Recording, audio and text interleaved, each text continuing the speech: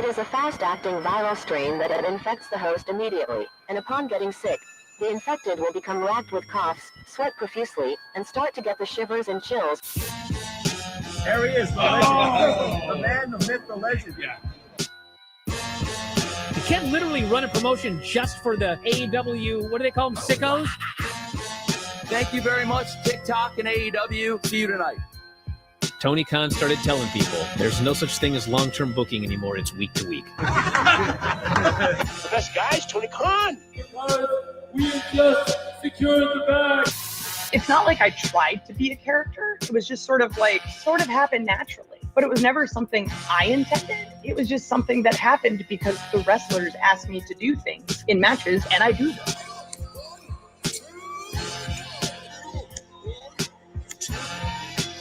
If you run a promotion just for the sickos, you're going to do 400,000 viewers eventually.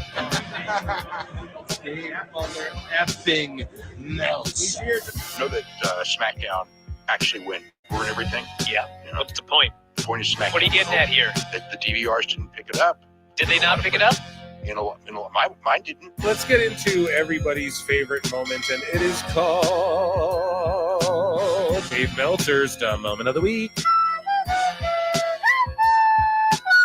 What would you like to listen to in your ears? I'd like to hear the flute. Well, if you'd like to flaunt your flute, then we can find you a flautist. We just secured the bag. It doesn't help me. Okay, so complain, but I will complain. Let me out of my misery! And when I heard that, I was like, what? Thank you, fuck you, bye. Boom.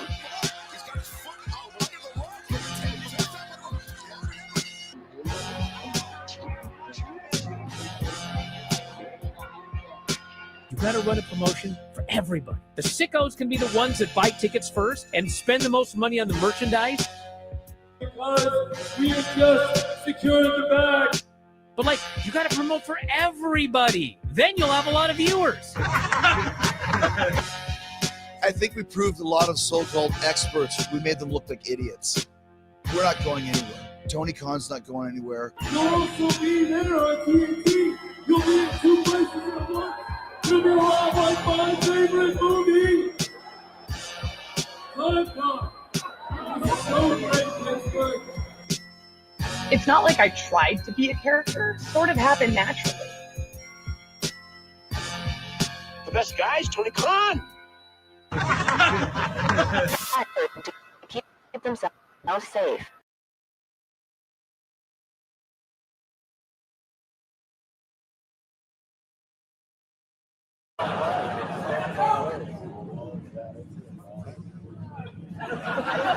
And now to the man of the hour.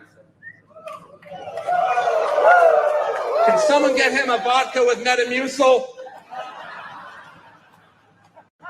Blonde, great in-ring wrestler, great on the mic, a womanizer, 16-time champion, but enough about Kurt Hennig. Ric Flair has been paid millions and millions and millions of dollars by Vince McMahon, and he didn't have to fuck him.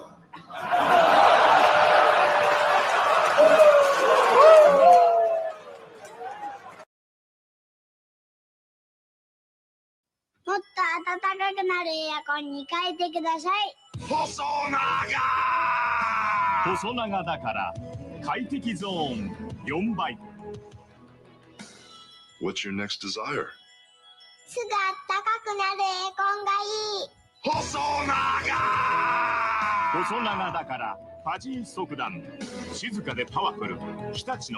Big flow.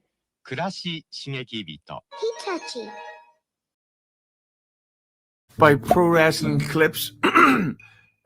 Flutes are civil. Conan broke the internet with his Vikingo contract news, though. Everyone's saying he's going to WWE.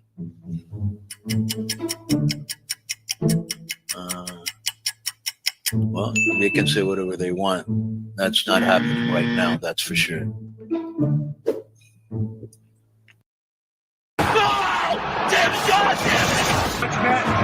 I've been forced to vacate the AEW World Trios Championship. You think we're missing anything? Not doing any singles with me? Hey, you okay? That was great. Way to go. Great job, guys. Tony Khan created a revolution. Show days, super chaotic. A lot of times we get here and we don't know what we're doing till hours, minutes before we go out there. There literally are, I think some weeks, 100 talents running around backstage. At that point, it caught Tony Khan's ear, and he started thinking, maybe I want to do this. Let's get together. And I guess the rest is history, right? We're just getting started, but it's a great fight to start a great night. It's gonna be fun, right? I'm excited. Ready to go? Go to break. Figured out what works as a heel in the ring for me. Austin wants to be here so bad. Is it a break spot? Not yet. Tonight! That was big. Oh, damn it, God damn it!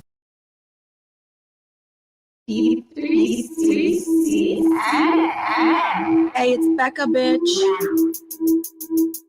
I'm a demon shit. Face card, $1 million. Chase it down, cops and robbers.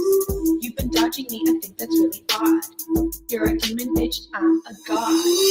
One punch and I knock you out. One punch and you're on the ground. Knock the guard right out of your mouth. Give him something to talk about. One kick and you're on the ground. One kick and I knock you out. Try to keep up, kid. I'm the queen of this shit, and you're just mid. Your outfit, really mid. You're an NPC, I'm that main bitch. I'll take you shopping. Get those toenails did, cause you're flopping. I'll fix your style, fix your hair, fix your stinky feet. You'll look a little bit better when you're getting your ass beat. I'm so Mother Teresa. I keep it vague like my name is Lisa. The scariest thing about you is those nasty feet getting near this beautiful face. Honey, you can kick me all you want. I'm gonna get right back up and I'm gonna beat the shit out of you. Exactly. One punch and I knock you out. One punch and you're on the ground. Knock the guard right out of your mouth. Give him something to talk about. One kick and you're on the ground. One kick and I knock you out. Try to keep up, kid. I'm the king of this shit, and you're just mid. I'm the king of this shit, and you're just mid. I'm the queen of this shit. And you're just mid. Yeah, wax on, wax off, deep shit. I'm about to teach you a lesson.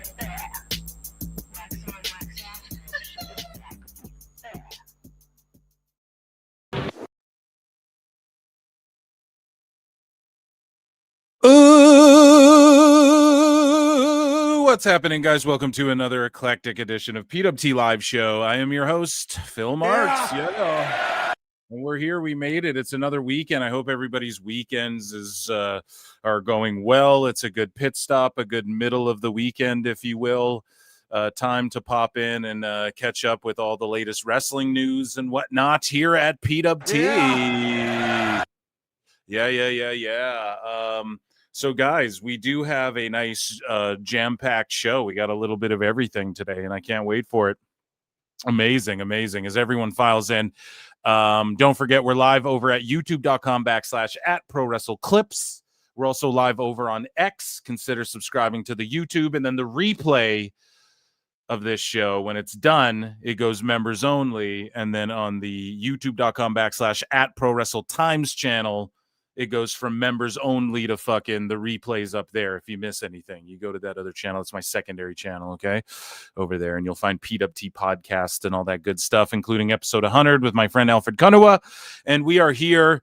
Yes, we are here, man. AEW Dynamite. What do we have on the docket tonight? AEW Dynamite is dead. We're going to talk about some ratings, okay, because the ratings are all the rage again. Because of this new Nielsen method of, we've been covering it here on the show, you guys know. Oh, and shout out everybody who tuned in to the inaugural first edition of Dave Meltzer Dumb Moment of the Week, which airs every Thursday at 8 p.m. Eastern, 5 Pacific. Round of applause. That was amazing. And yeah, that was an amazing time, and we're still going to make fun of Dave here at on the live shows, on the podcasts. I mean, it's unavoidable. The man unavoidable. The man has years, decades we have to catch up on of roasting and lampooning and lambasting Dave. So that was a great time. Make sure you guys tune in here Thursdays. That's on YouTube and X as well. And I just leave that up on both channels, you know, so you guys can check that out. And what else do we have, though? The WWE wellness controversy. So again, with Andrade's departure, there's been just some controversy surrounding you know, whether or not they're conducting their wellness policies correctly, or if they even conducted them at all, or, you know, we're going to get into all of that. Matt Riddle crashed out again. I'm sure you guys saw that. And otherwise, we got AEW Collision on. It is just background noise, though. I mean, who gives a shit? And not to be so, I mean, it's pulled up on the screen right here, not to be so crass about it, but it's like, come on, man. Jay Lethal out of nowhere's just back because the Death Riders need an opponent. And you guys are already watching it. I know it's already on. There's UFC on tonight. And so I just thank you all for being here. Whoever tunes in, all over 100 of you across YouTube and X thus far, as people continue to file in. I see that number jumping up. Thank you all for being here. I really appreciate it. You guys can hit like, hit subscribe. You guys can super chat in or become a member of the channel for only 99 cents if you want to support PWT and your boy Phil Marks in the show. And with that being said, let's get into some stuff. We got lots of stuffs tonight, okay? So I don't know. We're not going to start at AEW news. Let me check in with chat. Actually, speaking of super chats, Ray J's World for 5 says, in your Tony Khan impression, say Carlos Silva and TNA just secured the bag. Well, like we often do on these Wednesday nights, we have just secured the bag. And TNA, I'm sorry to report on this Thursday afternoon that we're taping Ring of Honor and Collision, guys. So I'm so sorry to report, but Carlos Silva and TNA just secured the bag. Acknowledge me. I hope that suffices. Ray J's World also became a new member. Thank you very much for your membership. I do a Member Monday show, by the way. You become a member, you get access to, I do a show every Monday, and those are a hoot and a holler. We typically watch Raw and do other shit, but we also, sometimes I just pop in and we do like EFAPs, or, you know, we just field questions or whatever the hell.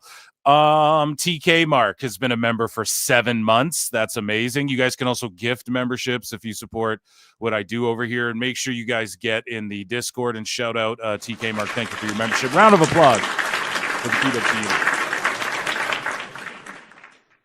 So we need to talk about some things here, okay? And we are going to start this show in a hearty segment tonight. And it is called, okay, we have more floating in here. Thank you so much, guys, for your membership. Rabid Wolverines LC Killer 17 has been a member for 14 months. Acknowledge me. Good goddamn. That's spectacular. Thank you so much for that. And everybody, I see all the green names. I haven't heard the TNA news. NXT TNA Showdown is just as many title matches. I bought the I'm Team TNA shirt. That fucking rules. Chat, thank you so much. TNA has been awesome. I've now become a Cha-Cha Charlie Mark. Okay, Florida State versus Miami for you. There you go. Some football, some foosballs for the devil. Okay, ladies and gentlemen, it is time for get your Wade Barrett's in the chat, please, because we got some miscellaneous news here. Ladies and gentlemen, I'm afraid I've got some bad news. So, former WWE star Ahmed Johnson was involved in a serious car accident on September 29th after being hit by a drunk driver. Jesus, do not drink and drive, folks. The photo here shows the back of Ahmed, aka Tony Norris's vehicle after the crash, a terrifying scene that could have ended very differently. Thankfully, Tony shared an update himself, letting everyone know he's okay. In his own words, when you have the Lord on your side, nothing can harm you. Thank God he's okay. That looks incredibly bad. It looks like he got rear-ended there. So fortunately, Nothing crazier happened than that. Speaking of crazy, Linda McMahon, co-founder of WWE and longtime business partner to Vince McMahon, is finally revealing just how close they came to losing everything. Now, I didn't know whether to put this in like the throwback segment or not, so I was like, fuck with it. She's not involved in WWE anymore.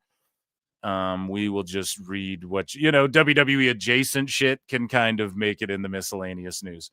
So she says that she recalled an accountant convinced them they were too heavily invested in one venture and should diversify. The McMahons agreed and put money into a construction business they didn't understand, and that decision backfired too. Linda said no, because we were building as we went. However, during that time, we did have an accountant who suggested that we were putting all of our eggs in one basket. We should diversify. We knew absolutely nothing about construction. We put money into some construction accounts, co-signed on some loans that went belly up, which eventually put us in a bankruptcy. God damn. So I wonder how much of it was actually WCW and how much of it had to do with this construction company. So she says it wasn't the wrestling side of what we were doing, but it was the other side that we invested in outside of what we were doing with wrestling. We lost everything. My house was auctioned off. My car was repossessed. So in WWE's history books, they're kind of like, oh, this was because WWE was going belly up. But realistically, it seems like this, well, according to Linda, that this fucking construction company, or maybe she's just working right now because she's in politics and I don't know, what is she responsible for, signing off on construction shit? She might not be trying to blow up her current spot, Yeah, so quite compelling shit. Shout out Ringside News for that. Ringside News also posted this. Bret Hart's daughter, Jade, beats cancer after a long battle. Air horns in the chat. What a fucking ledge. Someone's comment. Oh my God. He got ratioed, but he's like, does Bret blame Goldberg for her cancer too? Oh my good God. Shout out fucking this legend right here, Jade Hart. Speaking of legends, Florida, well, not Ron DeSantis, but Hulk Hogan. He got Hulk Hogan Trail was named after him in Clearwater, Florida, okay? Ron DeSantis made that happen. Jimmy Hart was there. Linda McMahon also, okay, I guess we had a clip of it, but we don't need to watch that because I just read it. So Steve Borden, okay, speaking of legends, his son Sting made his professional wrestling debut. I mean, is that true? We've seen him kind of do some shit in AEW, but it wasn't like an official match. This is his like pro, not just like a run in and a stinger splash in the corner, dressed like my dad. This is like an actual pro debut match, okay? And it was at 52W Hardaway, an art exhibit where Darby Allin hosted a fucking art exhibit, dude. Hosted matches. Borden teamed with JD Drake, who's, I mean, I don't know this, but JD Drake, he's likely training with or is the guy like getting Borden ready, if I had to assume. And Killer Cross, which is pretty sweet, man. Let's check out this clip.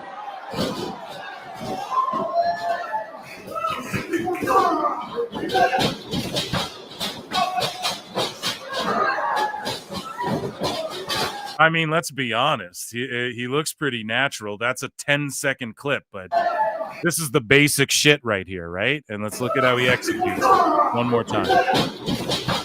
Drop down.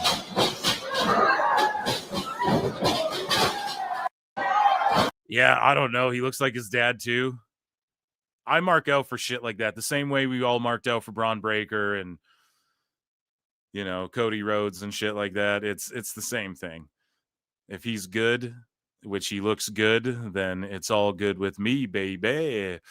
So New Japan Pro Wrestling has run less United States shows in 2025 due to declining attendance and some roster members not wanting to make the trip for the shows. Now, we're going to circle back to this and dissect this more in AEW news because, it's not AEW is supposed to help New Japan with this whole thing, with this whole U.S. expansion / like increasing ticket sales in Japan and stuff like that as well. And it hasn't worked out. And some people, you know, I've pointed this out a bunch, and some people get mad about it. And it's like, well, listen, man, it's just reality. We're going to talk about it more in the AEW portion of the show. But just bringing it up in miscellaneous news because it should be noted, right? Like, let's remove AEW from the equation. That's shitty for them. Speaking of shitty for them, pro wrestlers are being preyed upon by Dana White and like the early days. We'll just leave that there, digest that statement. And like the early days of the UFC, you know, before Dana White was involved. You know, pro wrestlers were integrated into like MMA, and there was a lot of shoot works in Japan, brother. And, you know, there was guys who did both. They pro wrestled and they did MMA. And even to this day, you know, in Japan, the two are closely linked, maybe closelier than they are here in the Americas and whatnot. But Power Slap is the newest. I don't want to call it a martial art. I think it's fucking stupid. I think what some of these pro wrestlers do on the indies is fucking stupid too. Not all of it, but some of it. And not even on the indies. If you guys want to call the AEW the majors, then even places like that, right? But Hollywood Haley J, who was like the focal point of that OVW wrestler show on Netflix. She was one of the main, I would say she was like the focal point. She was like one of the main attractions. Pardon me. Her cash flow, they really stood out, I would say. And then that I forget the guy's name, but he was on commentary. Those three I feel really stood out. I digress. She's made a name for herself. I've put it out there. Like, I think she fucking skipped and ditched out on an NXT tryout. Some people have jumped in my comments and have been like, no, Phil, that's wrong. She fucking was injured or something like that. She clarified all that. Okay, I'm not trying to spread rumors and innuendo, pal. But I'm just, it was just what was floating around out there, man. I don't fucking know, right? So, whatever, though. I'm a fan of her. She's made a name for herself. She's been making money on the indies, having matches with, you know, people who are up there, I guess, as far as the indies are concerned. And she's been involved in reality of wrestling, Booker T's Fed, and all of these sorts of things, right? She also got involved in Power Slap. Now, I thought they were doing like a season of the reality show. They weren't even doing that, dude. They didn't even realize, oh, we should fucking do a reality show with these wrestlers. They just fucking went after a bunch of indie wrestlers, did a training camp with them. Unless I'm wrong and there's a show coming out. But we've seen Hollywood Power Slap fight a couple times. So I'm taking a long way of getting to the point here, but she gets knocked the fuck out. Like, I was worried, and she knocked a couple ladies out, I believe, or one. And I mean, that feels great, but when you just like lose a coin toss, then get knocked the fuck out by a slap, like that's terrible. That doesn't help you any. I don't know if this helps your pro wrestling career any. I don't know if it's worth it. Like, how much are they realistically paying you to make it worth it? Now, if you're like a Paige Van Zandt, okay, she boxes, MMA fights, she could get head kicked and get KO'd if her demands are met as far as like, yeah, I want this much to do a slap fight. And like Paige Van Zandt goes out there and like boxes, and that makes more sense to me. But when you're a pro wrestler, it's like, you don't even need to be doing this, in my opinion, unless they're I don't know. Like, I'm not trying to pocket watch, but if they're paying her like more than the next gal because of her name value, okay, let's watch her entrance here. Hollywood Haley J, 26 years old from Houston, Texas, been a pro wrestler for 6 years. She now holds 4 titles, including one in England. And so they're putting over her pro wrestling credentials in Power Slap. That's how much of like not a real sport it is. And I like that as a mark. If like Brock Lesnar came to the ring and Bruce Buffer was like, you know, the former WWE champion, I would mark out for that. You know, there was a time when Severn would come to the ring with the super fight title and the NWA title, and they would do stuff like that. Okay. So I like all that.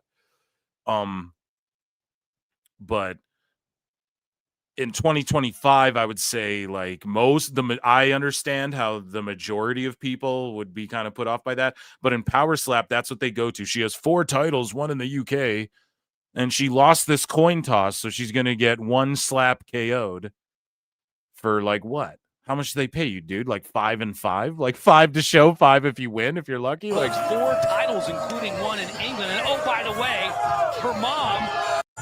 And maybe in her mind, she's like, well, it beats like taking bumps that weekend or so. I don't know. But let's look at this KO.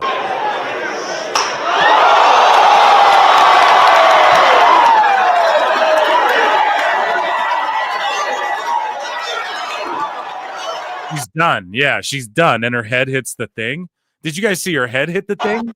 Look at this.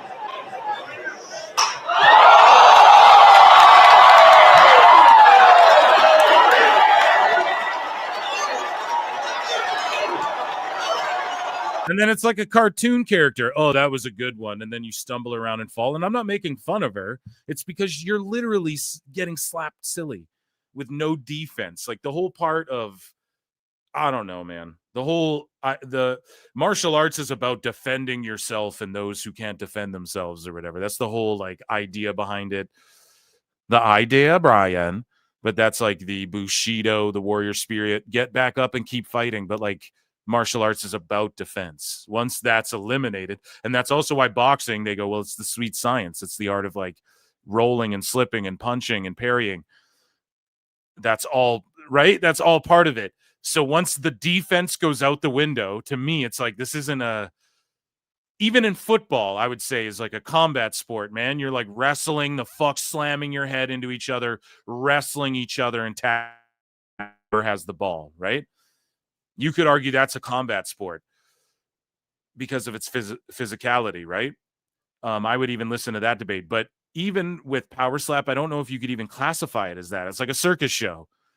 And maybe that's why pro wrestlers are being preyed on now, because it's just easier to get them to agree to do dumb shit. And Dana White, we know what he thinks. He's like, dude, people in AEW and WWE, they get slammed in tax. They go through glass. They do dumb shit for less money than we're paying them now. I wouldn't trust Dana White on the money end of like, oh, we're paying them more. I wouldn't trust that. But he is right to some degree. When you turn on AEW and you see people get carved up and you're like, well, I don't, do I got to do that or just get slapped one time? These guys are fucking lighting each other on fire and doing shit for real. Like I could just get slapped for real one time. I'm not afraid of that type thing.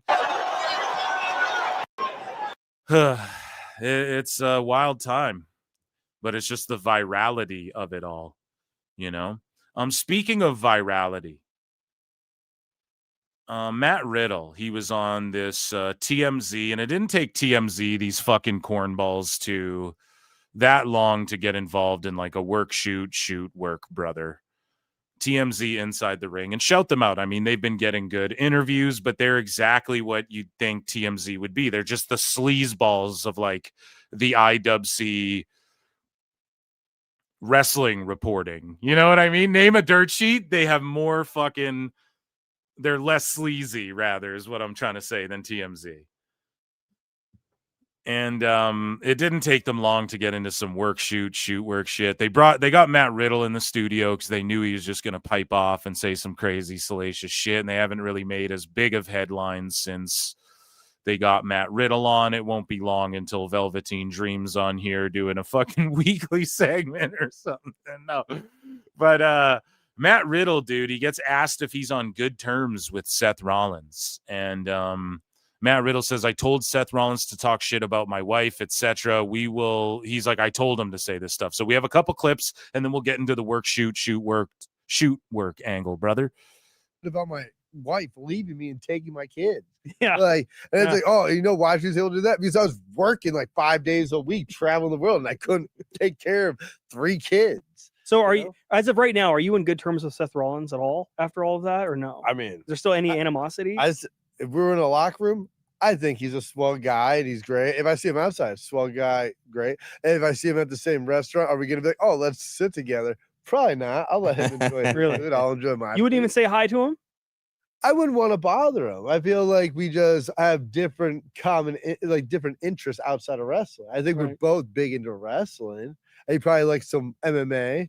You know, I know he's big into the footballs. I'm not big into football or like baseball or anything like that, but I know he's into that. So I don't know. We just never hit it off like that, but we work very well together. I think he's a great wrestler. It's funny. That's what Mark Henry said. He was like, "You'd be surprised how much like we don't get along backstage. Like people aren't really like friends." Yeah, well, yeah, you see somebody every weekend, you kind of see the good and the bad. You're like, yeah, I don't want to fucking hang out with that guy. It's not a bad thing. It's not like, oh, he's Yeah, I mean, it's just people working together. He's right. He's not being crazy here yet. We turn the volume up as we go throughout this interview, but it's just called being professional, folks. You work with some people you don't like, and sometimes you just fucking bite the bullet and do it because it's what's best for business. It's what's best for your business. And tolerating bullshit in life, not tolerating bullshit like you're gonna eat shit and like it, pal.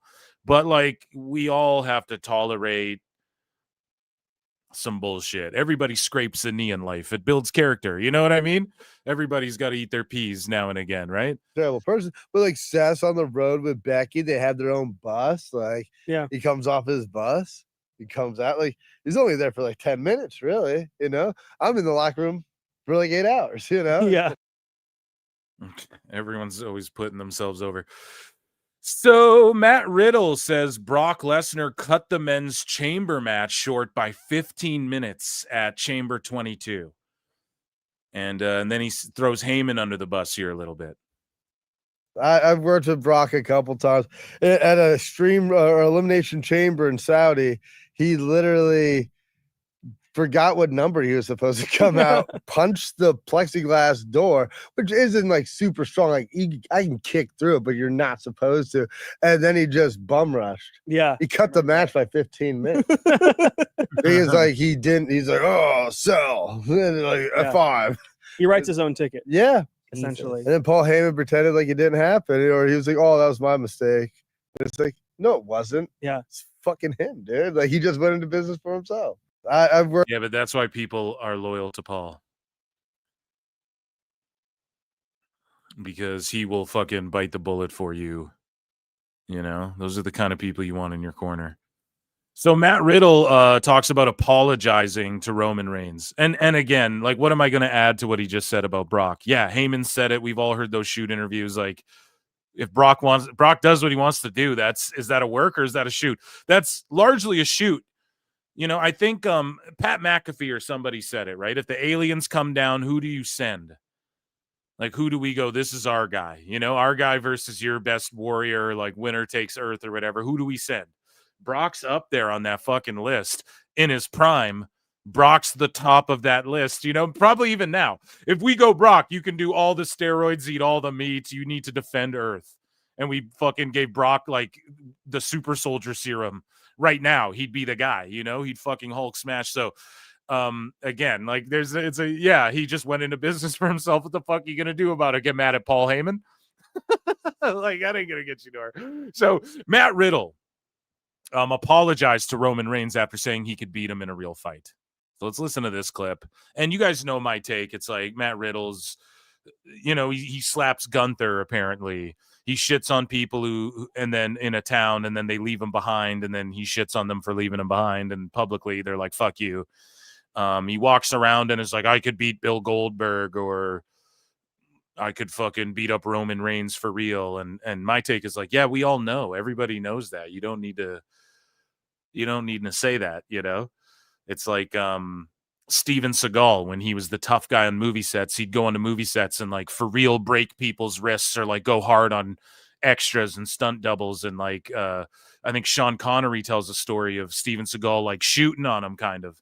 And it's like, bro, you don't need to, you don't need to come in here and like tough guy it's a fucking movie, right? It's the same with pro wrestling. Now, if it was like in the 90s or the 80s or the 70s, early 90s, 80s, 70s or whatever, and you come with this tough guy attitude and then someone fucking stretches you, okay. That's a whole other story. If you guys want to tough guy it out and Rick Steiner's like, nah, I'm tougher than you, bud, and you guys want to deal with that, okay, this is a different time. But in like the 2010s, 2025s and shit, it's like, we know you can beat everyone up, dude. Who gives a fuck, you know? Oh, dude, he flipped out. He texted me. Really? Like, Oh, really? Look, you look not cool, dude. And I was like, oh shit, like I gotta like apologize. So I wrote like this long apology. And I go, Randy, how does this look? And You Randy showed it to goes- Randy? and no, I showed him, and he goes, nah, this isn't right. And because Roman's on SmackDown. This is during COVID, so we're still separated. And he's like, no, and we haven't done live events yet. So he's like, no, this isn't right. I know Joe, you know his name. And it's like, Roman, everybody has two names. I'm just Matt Riddle. I don't get it. But he fixes the text. He goes, here. And it was basically like, Now you're the fucking bear pig. Now you're man bear pig. What is Sound Rich called? Now you're the sweat pig, the sweaty pig.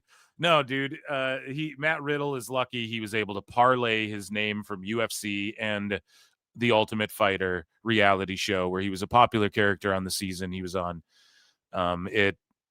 He was able to translate that into being able to use his own name in WWE. Not everybody's so fortunate. my bad, bro. Maybe we'll work again.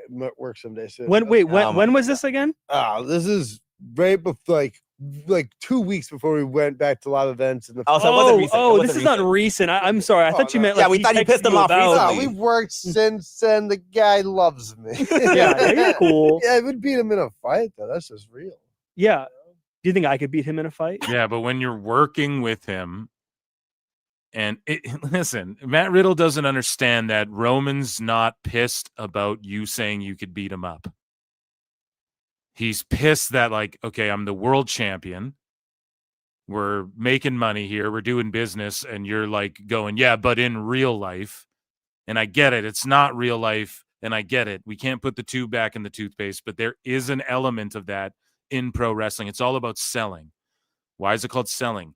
Why is selling for your opponent called selling? Because that's what it sells. It's what Flair did. He's considered the GOAT. He just sold for everyone. That's all he ever did. So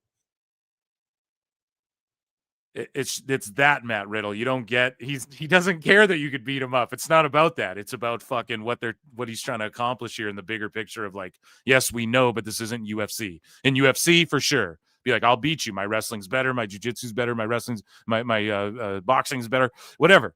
In pro wrestling, it's like, bro, you're not even on Roman's level. You know, you partnered with Randy, then you got bigger than ever. And yes, was Riddle up there? Was he going to be a world champ and shit? There's a good shot of that. If Vince was still around, I think we could have seen a Matt Riddle like world title run, WWE title run. And I don't know if it'd be a long one. I don't know if it'd be a short one, but it really seems like Triple H and all them are like, nah, we're good, you know? Because, like, think about it. Randy's boys with Triple H, Randy's boys with Riddle, or he was while they worked together. But everyone knew Riddle was, like, trouble, you know? And even though Triple H went to bat for Riddle and in NXT and all of that, he got pushed really hard. It's just, why isn't he back there? You know, there's a reason for that. And it just seems like the new regime and the new TKO shit is like, just better. And like Dana's on the board. He fucking hates Matt Riddle. He fucking look up the promo, the videos of maybe on Patreon we'll watch like Matt Riddle, like his MMA career, his Ultimate Fighter appearances. There's this YouTube channel called Lerone, shout out Lerone on YouTube, and he just uploads compilations of like all the Ultimate Fighter shit, and one that he made was like Matt Riddle's time on the show. Maybe we'll like watch that on Patreon or some shit, or maybe on like a Member Monday or something. But either way, I digress. Let's hear what he has to say here. The guy is still a stellar athlete. Yeah, He looks great. Yeah, no, for real. You know, and you got along with the guy, right? But people were at a miss. Business wise, of course. And also, you got like this is I try to tell this to people in pro wrestling. It's like it's pro wrestling. Like if I'm not talking shit, right? Like what are we doing here? Yeah, but that's the wrong kind of shit talk. So the shit talk you're supposed to be doing dude. The shit talk you're supposed to be doing, Matt, is what you're doing with these guys right here in this moment. Right? Like you just look like a bully in this moment. here against these guys. And in real life, when you're like, well, I could beat up Roman, I have more MMA training. Yeah, it just seems like bullyish. It's like, okay, people don't really care. And if he's working heel and he's like, I want that heel heat and shit, it just comes across like Ronda. It's like, we know, yeah, you can armbar every dude. You could walk into a bar, armbar every guy, line up every drunk guy in there. You probably armbar him, you know, but like, what does that have to do with what we're doing here in pro wrestling? Either way, I beat that to death. TMZ inside the ring, 30-second clip. He beats the hell. He grips up one of these reporters, pal. What? Crashed my ATV into. Well, we could stop. No. We could stop if you want. Stop what? The podcast. What are you worried about? I don't know. Okay. Whoa. No, it's cool. It's cool. Don't worry about it. Don't worry about it. Don't. Oh, serious? Take that shit off. I'm tired of this shit. Yeah, fucking left. That's your fucking boy. Get the down. Fucking stupid ass shit. Fucking asshole. You're lucky from my time. Well, we could stop. And he took the TMZ title. So if TMZ starts running like an indie fed, or if they start defending that thing on the indies, I'm not going to lie. I'm going to kind of pop for that. That's kind of funny. But this is TMZ's just the Jerry Springer of the IWC now, this inside the ring, man. They slid on the scene. They knew what they were doing, man. This is why wrestling's hot. I'm trying to tell you guys, like pro wrestling in general. I mean, you guys see all these fucking shows popped up everywhere. There's a billion wrestling shows. So I'm so grateful for each and every one of you who tune in. Like, it really means the world, you know? Like, in how many short years, like, we're not even at the 3-year mark. We've been doing gangbusters here. So at least for what I perceived, you know? So I just appreciate you all. But like, TMZ slides in and they're fucking just already Jerry Springer in it up, dude. They're the sleazy fucking, they're exactly what I kind of hoped they would be. And I'm not mad at it entirely. We're just here to fucking react to some of this stuff. And that, ladies and gentlemen, was miscellaneous news. Where the fuck is my bad news drop? Here we go. Ladies and gentlemen, I'm afraid I've got some bad news. But like, clearly a work chat. We all agree on that, right? People debating that one. Come on now. That was clearly a work. So what else do we got? We have a juicy TNA news segment as well, that we are going to get into here. Some interesting things to talk about, but first, let me check in with chat here. Ray J's World for 2 says, Phil, guys, get your super chats in if you support what I do. There's 211 watching across X and YouTube right now. If you're on X, coming over to youtube.com/@ProWrestleClips, super chat in, or become a member if you support what I do, or you can just leave a comment, tell me fuck myself, hit like, all that good shit. I don't think there's a poll in the chat tonight. I think I just forgot to. Couldn't think of anything. Slow news week. Ray J's World for 2. Phil, are you team NXT or team TNA? It's tough. See, I mean, we covered this a lot, and like, you know, we've been talking about the invasion or the showdown, and I like both of these shows. Now, do I make sure that I watch TNA every single week? Nah. Do I make sure I see NXT every week? Yes.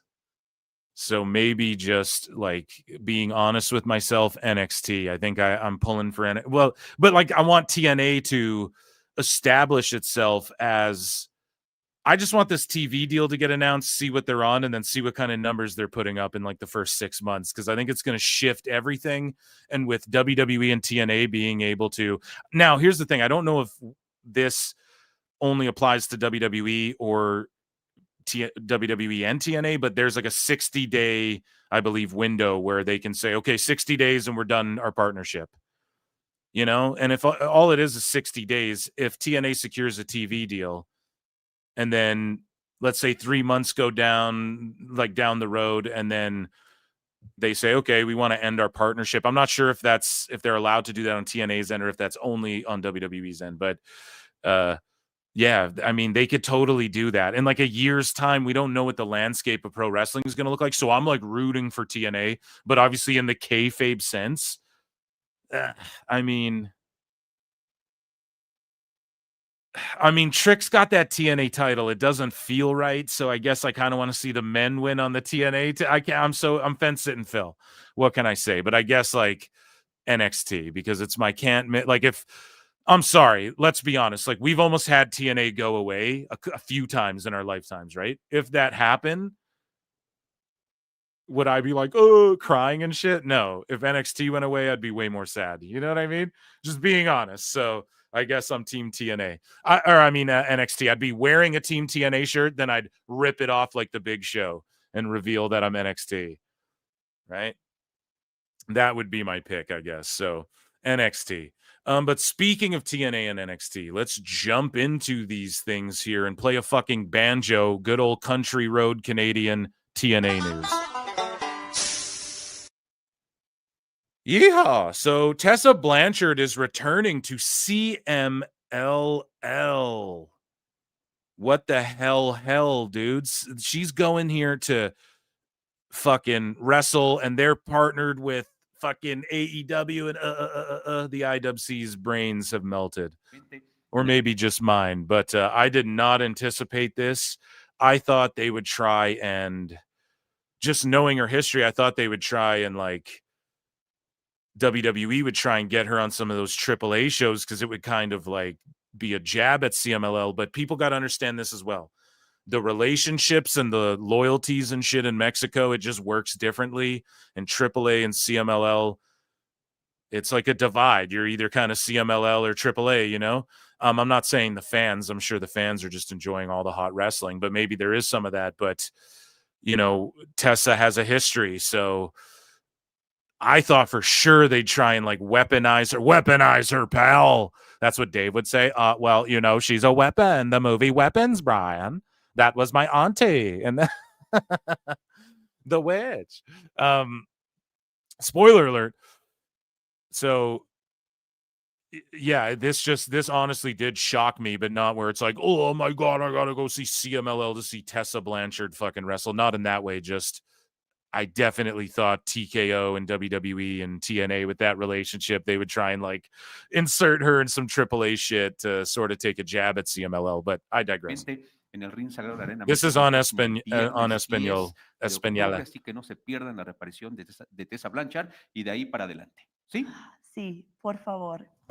¿Nos echamos una concha ahorita terminando? Ay, tú sabes que sí, un concha, un rebanada de mantequilla, bueno, un panadería completa. Yeah, so she will be back in CMLL. If you CMLL, what The Rock is cooking, who's trending right now, by the way. But TNA is in active negotiations for new media rights deal. And I know this is sort of making the rounds, but I thought that Carlos Silva pretty much made that, like he said there's a 90-day window, or was that just only specifically speaking of a TV deal? I don't know, man, but it's gonna happen. Carlos Silva feels if TNA continues to build itself as a product, there could be people down the line inquiring about giving investment dollars or even buying the company.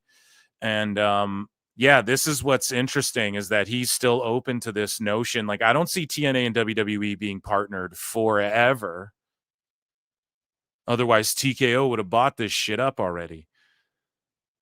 They're, for some reason, well, not some reason, we kind of know, but WWE's really lending a helping hand to TNA.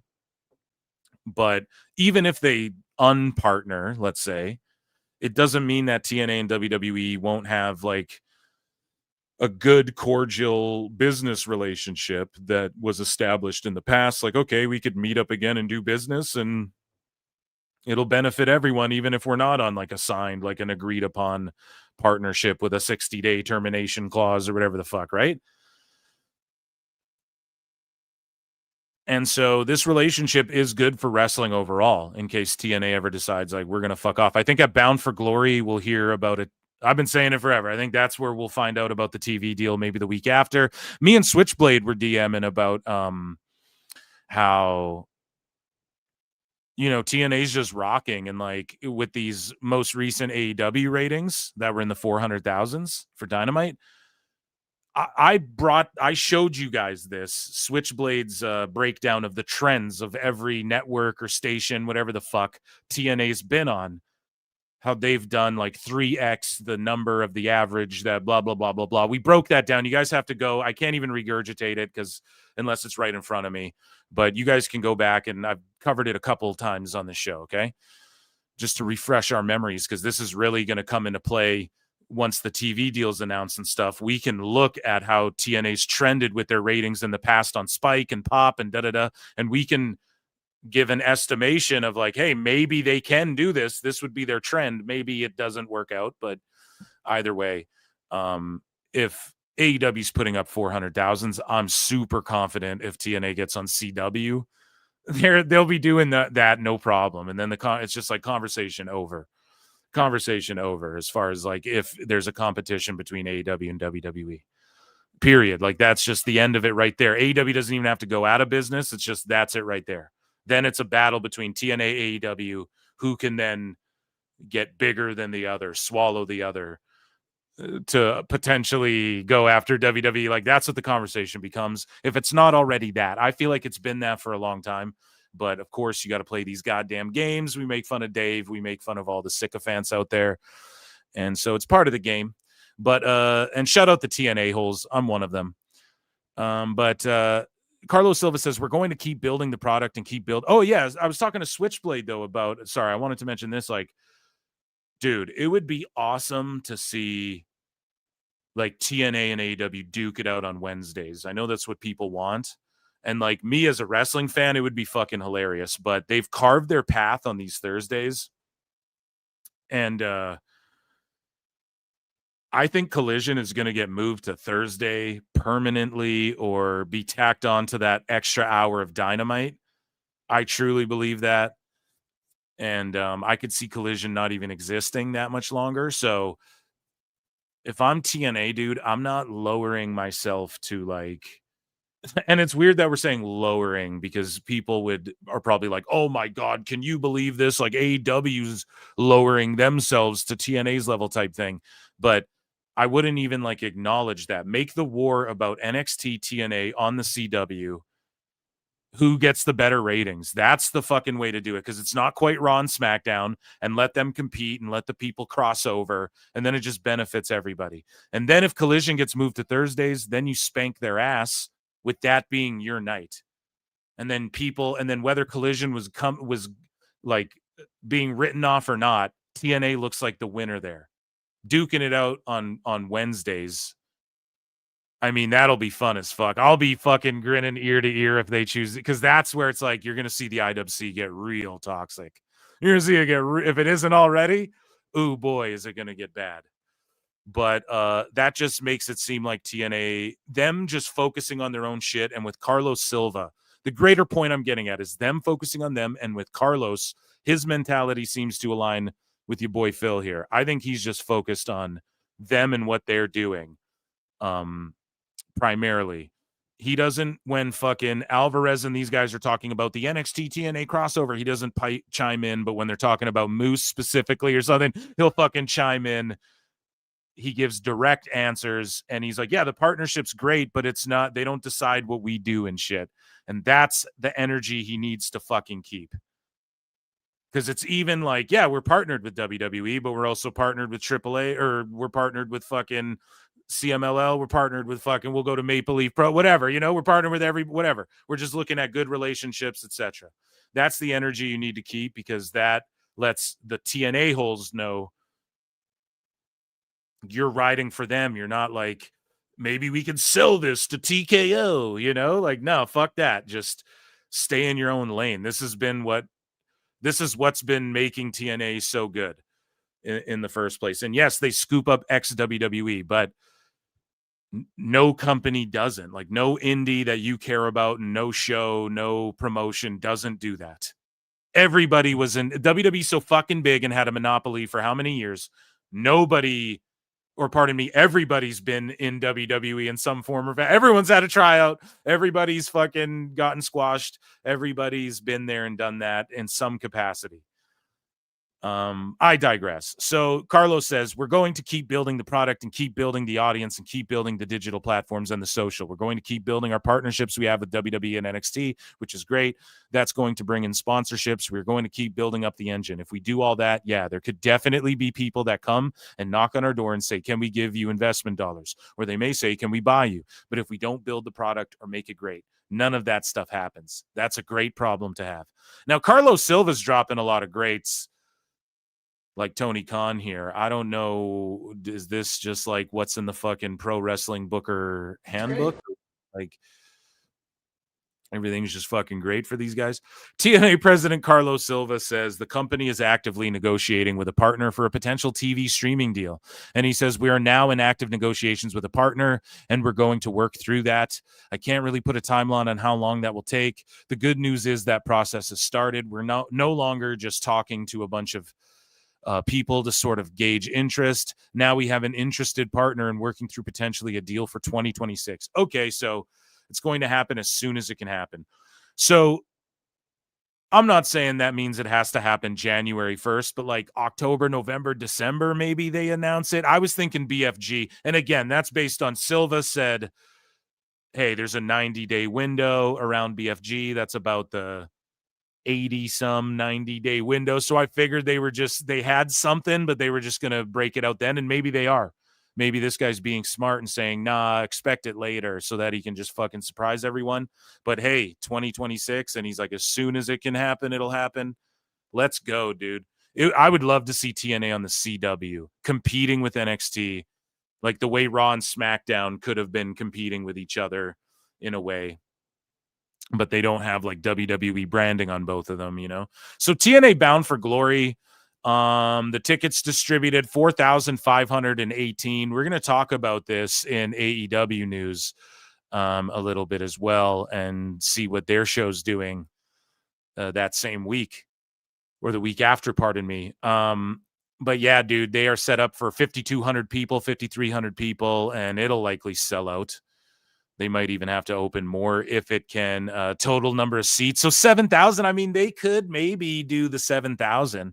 I'll admit this. I'll take the L. I thought they'd be doing like 8,000 for their pay-per-views by now. Like I thought this one would clear 8,000 easy. I'll take the L on that one, but I knew this was going to happen where TNA was going to get comparable or better ticket sales for PLEs than AEW. And if they get a TV deal, I tweeted it out, people's heads are going to start spinning, you know? Speaking of head spinning, the Inspiration, aka the Iconics, Cassie Lee and Jessica McKay, they became the TNA Knockouts champions. Everybody kind of knew this was going to happen, especially once Ash vacated her title. And well, they were building up to it. You know, they gave the Elegance brand their run. And I'm not saying break the Elegance brand up or anything like that, but you could see the writing on the wall. And this is good. This is good for the Bound for Glory show and the Showdown show and all of that, which I'm so excited for on Tuesday. Joe Hendry, Carlos Silva confirms here that Joe Hendry is still under TNA contract. So again, he just confirms what your boy Philly Phil's been saying, right? So Phil don't miss here. Carlos says, yes, he is still under contract. You know, he is until he's not. But he is. And Joe's been great. Joe's been great for us. Joe's been great with WWE and NXT. We'll continue to sort of work through that as good partners do. So it's just essentially like Joe's there. He has access to the PC and all that shit. And he's there on NXT like more than he is with TNA. Or maybe, I don't know. You could, is he on? I think he's made all the tapings. Was he on the Edmonton tapings and shit? I'm not sure, but yeah, Joe is that guy, and it's like the Jordan Grace deal. Like he will fucking, it's just once his deal's up, I think it's like at the start of 26. When's the Rumble? I can't remember, but they'll let him go for the Rumble like they did with Jordan, and he'll just be free to be in WWE. And I could see him after this sort of Showdown shit and after this contract, like Rumble shit clears up, like come the Rumble, I could see him just like going right to SmackDown or something, you know? I could even see Joe Hendry as like GM of Raw one day and stuff like that. So I don't expect him to be in NXT too terribly long once his TNA deal's up, but as long as he's in TNA, it makes sense to keep him in NXT. He's already gotten WrestleMania spots. He's already been at the Fan Expo. He's already gotten Rumble spots and shit. Like there's a good future for him in WWE, no matter what role he takes. Speaking of roles you take, TNA ring announcer and former WWE interviewer Mackenzie Mitchell comments on her role working in TNA, but also designing Seth Rollins' signature necklace. And she actually tweeted out, yeah, I designed jewelry for, like, I think, again, I'm going to fuck it up, but it's just like Carmelo Hayes, I think she did, and Seth. But I don't want to just start throwing names. I'm trying to think, like, who's wearing chains. But just all the dope chain designs you're seeing, she's making these for Rollins and Hayes, and she named some folks. And she's also married to Vic Joseph, I believe. So shout them out. I'm a huge fucking Vic Joseph fan.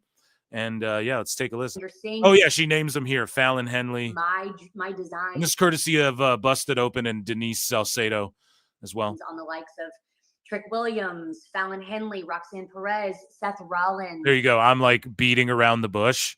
Who is it again? Trick and Roxanne. She fucking just says it. I didn't know. The moment of at SummerSlam, I had no idea. Him, and then you see the briefcase. She quote tweeted it and started listing names again. So I was I might have that bookmark too, but I just fucked up. And you see this giant necklace piece on it. And it was a surprise to me. Like, that is like a career highlight in my life, to be like, wow, so many people saw that moment. He wears that one a lot, so that one's yours, right? That is my design. Yeah, I actually, fun story about this, at WrestleMania this past year, I sent him a DM and I said, listen, could I make you a custom piece? And he's like, yeah, absolutely. And I said, do you have any creative design? Like, do you have any thought behind it? He's like, Mackenzie, I trust you. Whatever you want to make, I will absolutely wear it. So we started with his like original gold one that's like a 20-inch that goes right here. And then we made a longer 24-inch. So we just debuted the matte black a couple weeks ago. So he actually had told my husband, he's like, this has become my new identity. And I never really thought that. Nice. I hope they stick with the black for both of them, for Becky and Seth. I said that the last time they were out there together. A necklace and an They've done it 2 or 3 times in a row, I want to say now. At least twice. accessory would have paired so well with my career, but here we are. Hell yeah. That's awesome. And I'm glad she's like found a role making jewelry for folks. Myron Reed, who recently challenged for the X Division title, member of the Rascals on the TNA roster. He's the Wrestling Revolver champion. I think he's also the HOG World Champion. He might have dropped that one, but he was attacked by Jake Christ and Nevaeh's daughter. So he got attacked by a little girl, by a little kid. So I'm curious if we're going to hear Jim Cornette go on a rant about this. He might not even see it. Let me know, chat. Does this trigger you seeing a kid hit a tornado DDT on Myron Reed here? This young lady, Myron, you bastard. Wait a minute! What? Oh my God! Like a tilt-a-whirl DDT. Let's look at the replay on that.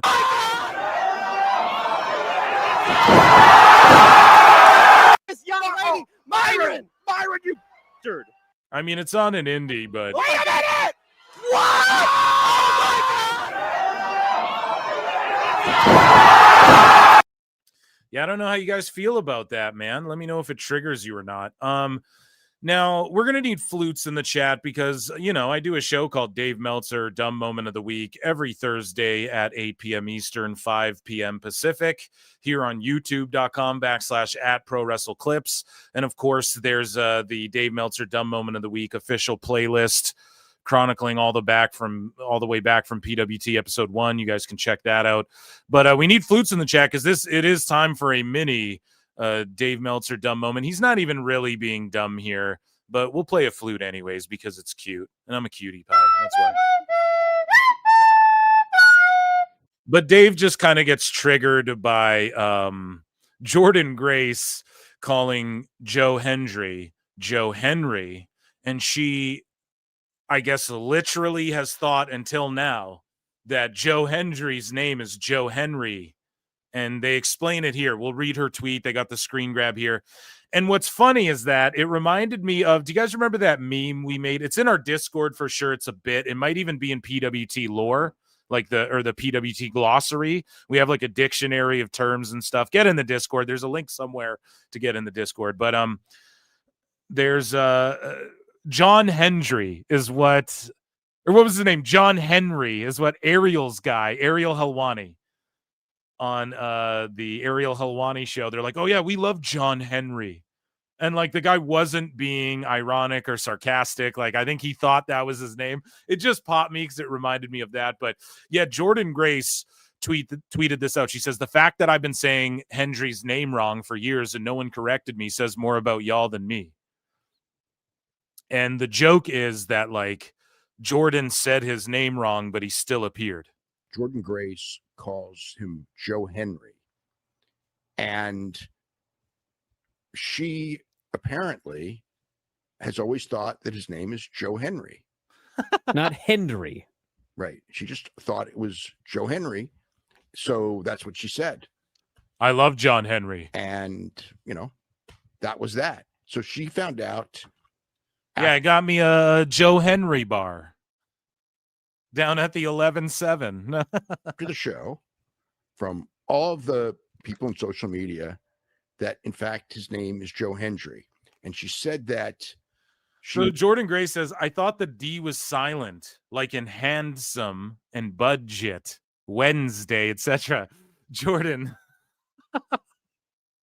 And I love Jordan Grace, by the way. Follows PWT. Shout you, you're a bruv. Listen.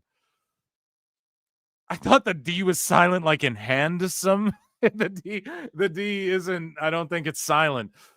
Budget, I think it's, you know, Wednesday. You don't go like Wednesday. I get that, but it's like Wednesday, like it isn't silent, I don't think. But yeah, like real G's move in silence like lasagna is what you're going, because I guess, right? Handsome, like sandwich. Some people just like a sandwich, or even throw an M in there, sandwich, but it's sandwich, right?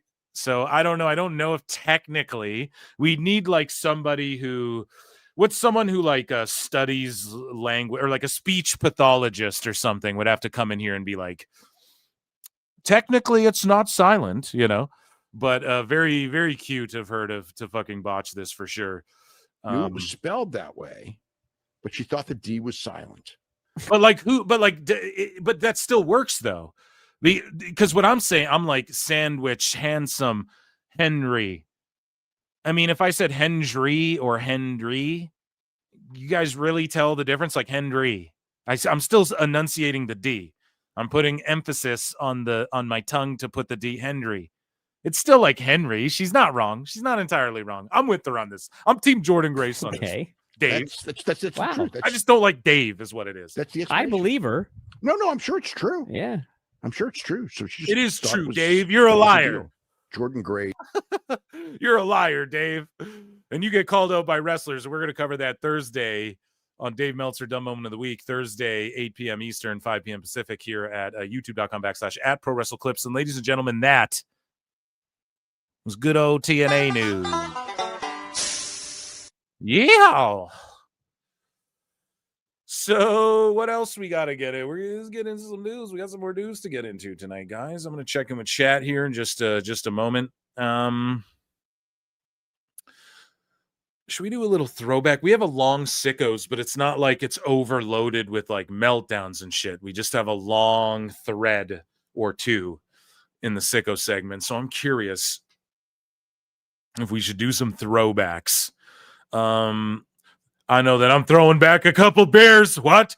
So let me check in with chat here first. Maybe we should do AEW and WWE news. We just did TNA news. Maybe let's switch over to WWE news because it's sort of connected. Shit should almost be in the same folder, but it's not. I'm with Carlos Silva on that. So let's switch over here. See what's going on. Okay, there is like 250, it fluctuates 240 watching across X and YouTube. If you're on X, youtube.com/@ProWrestleClips, guys, consider super chatting in or becoming a member, gifting memberships. That's how you support what I do. Hit like as well. We try and run the likes up to 100, but that's all that's up to you guys. You guys on YouTube got to hold it down. So even if you're hate watching, run those likes up.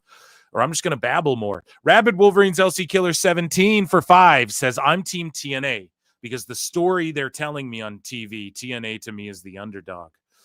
See, and that's why we're rooting for them. That's why I said in the men, and thank you so much. I will acknowledge you. Acknowledge me. Thank you for your support, Rabbids Wolverine LC Killer 17. I'm with you on that. Like in the men's match, especially, it's like, yeah, they're the dogs. In the women's match, it's kind of like the NXT's the dogs, though. A little bit, because Kalani defected to Team TNA with their title.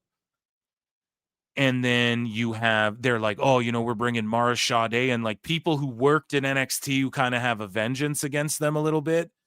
And on that women's side, it seems more like TNA kind of upper edged them by Santana convincing Kalani to join their shit. I love it. I love that we talk. It should be Rival Ring Tuesday and Thursdays. NXT Tuesday, TNA Thursdays, head to fucking head ratings wise on the CW in that regard. I'm so there for all of that. I'm so fucking there for all of that. Rabid Wolverines, LC Killer 17. Holy shit. But I agree with you on the men's side. It is like TNA is kind of the dogs, and and I'm kind of rooting for them. When it comes to the tag titles though, it's like, again, I would say NXT's the dogs on that. Because you're fucking facing the Hardy Boys, and I'm cheering for the Hardy Boys. I don't know. It's more like I'm kind of cheering for Team TNA because who doesn't like the underdog story, and who doesn't want to see the Hardys grab those NXT belts one time? I'm sure there's a lot of people, but but at the same time, it's like I said before, if TNA just like if something, and I don't wish this, but if like TNA just disappeared and there was no TNA. I would be devastated. I would be, because that fucking sucks. Like I fucking, you go on my 2K game, I download their belts and arenas and shit. You know what I mean? I love fucking TNA, and I stuck through TNA even in the dirty, dastardly old days. But it wouldn't I thought TNA was going away like 4 times in my lifetime, so it wouldn't I'm devastated if NXT they just snap their fingers. No NXT, no developmental anymore. I would be terribly sad. I'd be like, what the fuck?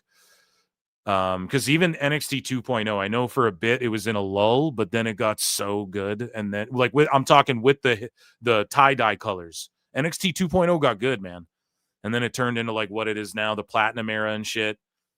But I've read with NXT as well, and just seeing what they've done, like how much it's paid off for the wrestling business as a whole. Pro wrestling in general has benefited from NXT being a fucking thing. It's my take. Ray J's World for 2 says, where's Jericho? Where's Jericho? Well, Ray J, since you super chatted in, joining us on the show, Chris Jericho. I look and see it's not just me. So many others have stood where I stand. We are the young, so raise your hand. They call us problem child. We spent our lives on trial. We walk an endless mile. We are the youth gone wild. We stand and we won't fall. We're one and one for all. The writing's on the wall. We are the youth gone wild. Let it get wild. Yay!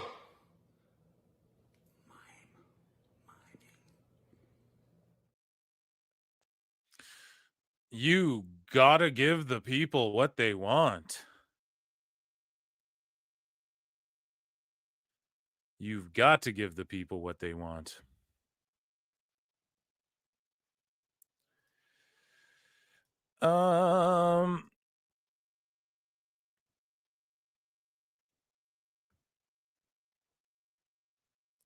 Yes.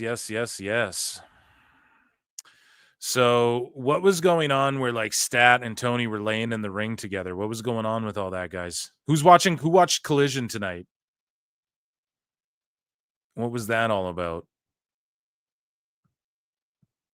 I'm very curious to see.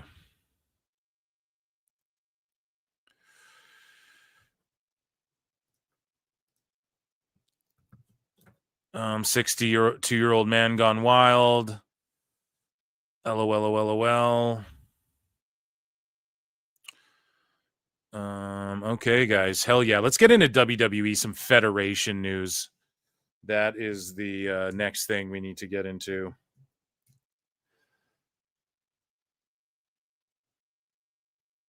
Okay, let's see.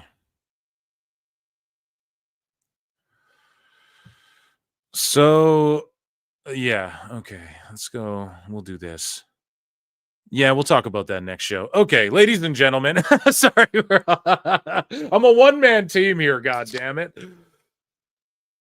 Crack a beer, might fuck around, drive an ATV, drive a four-wheeler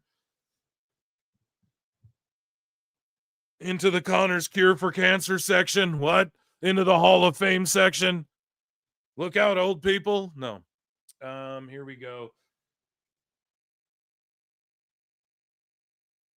Let's pour this into a tall glass.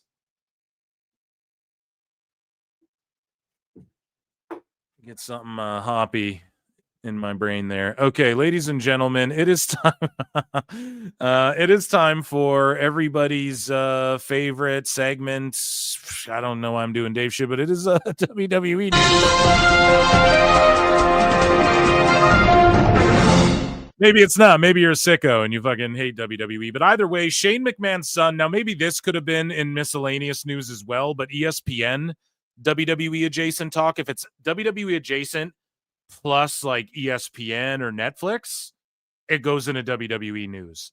If it's like WWE adjacent, but it's like, you know, Linda McMahon's like in office now, she's not fucking, then it goes in miscellaneous news, just so you guys know. Shane McMahon's son, Declan, landed an ESPN internship. Now, I just bookmarked it because I don't really give a fuck. Let's be honest. CM Punk was at Dancing with the Stars last night. So, I mean, George Lopez is there. Who can we recognize? Jamie Leff, Forever Fine Jewels, Jen Ben's mom. I don't know, just some folks. Oh, there's Lauren Lipinski or whatever the fuck. She's a stand-up. And then, yeah, Punk was there, so good for him. Maybe he'll compete like Jericho. It'll be the first AEW WWE crossover event. Speaking of crossovers, WWE NXT had a big like crossover show with TNA. And the numbers were down from recent weeks, but we're still on the higher end of what the show has been doing over the past couple of months. So they scored 664K viewers, down 6% from last week. And then the key demo was down 6%. Year over year, NXT was down 26% in total viewers. That's brutes. While the 18 to 49 was down 39% last year's episode, which is brutes. But again, now Meltzer won't say this when it comes to NXT and shit. He will never say like, oh, the people. I mean, I know these are US numbers, but you could realistically argue that there's enough people internationally watching on Netflix to boost these NXT. Like, we're talking NXT is more in the conversation of SmackDown and Raw than like Dynamite or TNA is. Like Dave was trying to say Dynamite, oh, it could be close to Raw. NXT, if you factor in the international numbers and shit, okay, is way closer to Raw than anything if we're talking about anything. And how do we know? Because they keep beating AEW and people are just like, well, it's just the US numbers that we're looking at, and also we don't know max, but it just doesn't, you can't play that. That's where it just gets too semantical and it gets too redacted and it's just annoying. It's like, fuck. If you were number one, okay, NXT, every time I fucking turn on my Netflix, Raw, SmackDown, and NXT are in the top 10. If that was Dynamite and Collision, I would be putting it over and the sickos would be like, number one on fucking Netflix. What do you go, number one show? And people wouldn't be, it would be hard to argue it. You'd be like, man, they're fucking crushing number one on net. So like Stranger Things, you know, that's crazy to be able to like put that on your fucking checklist every week. Whenever I turn on fucking Netflix, there's WWE something always in the top 10 or top 5. So, I mean, that's an incredible feat. I don't know why the debate goes further than that, but the ratings shit, although it's lame, it's now interesting a little bit again because of this Nielsen shit until it starts destroying AEW like it's been. They're going to keep doing it over and over and over, and then that shit will get tiresome too, but that's just the name of the game, baby. So last Monday's Raw, with a special start time of 7 p.m. Eastern, pal, garnered its lowest views and hours viewed in show history on Netflix. Damn. Taking hits. The show scored 2.3 million views globally for the week per Netflix data, down 12%, with 4.5 million hours viewed, down 2%. The show ranked 4 for the week in the US on Netflix, even with the prior week, and 8 globally, down from 7. So wrestling, WWE taking a bit of a ratings hit as well. Nowhere near as bad as AEW, though, with their 6-year anniversary show that Tony's trying to hype up. 6 years. I mean, that should be, Andrade debuted and they put up, like, I think their lowest numbers in history. Fucking crazy. Has Raw put up their lowest numbers in history? Not yet. Or that was it right there. I was just going to say, but that was it right there, I guess, on Netflix. So in their history on Netflix, that was their lowest shit. We played them the sad trombone. That's not good. Book better shows. I got Husey fucking complaining in my DMs. Now, if you want to pull a Dave is like, to defend AEW. Now, he wouldn't say this any other week, but to defend AEW, he's like, man, all of wrestling took a big hit, lumping it all together like it's everybody. I don't know, man. I'm just going to say, you know what? Husey's right when he hits me up and he's like, every SmackDown is just a fucking tag match. There's just a tag match, and then what tag match is the main event this week? And at first, even I was like, oh, it's kind of cute. It's like a nod to Teddy Long. But yeah, it's just, and maybe I'm just like sour on the vision. Maybe I just don't care for when like you're Raw superstars, but then you're just like, well, we're just going to main event SmackDown and there's no real brand difference or anything. Maybe I just shit on that. But see, we're being critical of WWE here, fucking sickos.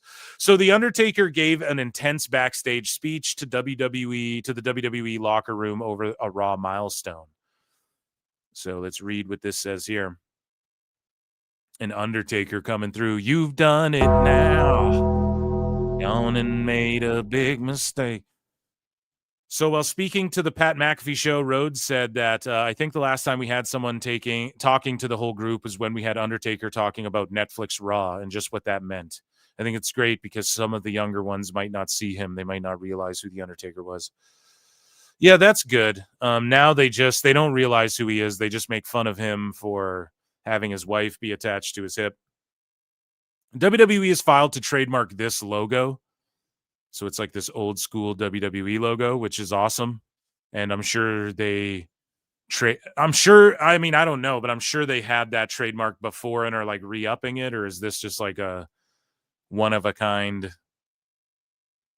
I could see them trademarking this as well. You guys got to understand AI. Now, no one's talking about this. Only at PWT are you going to hear anybody even bring this up. But you know how they like blur out the old WWE logos and shit? It'll be a time where they just AI the ads into like the new logo and all this shit. So I already know that there's the television biz is already steps ahead in that regard when it comes to like old IP and stuff like that. And just even like doing tests on shit like that, like what can we do now already? And And so re-releases could be, who knows, they might AI Greedo shooting first out after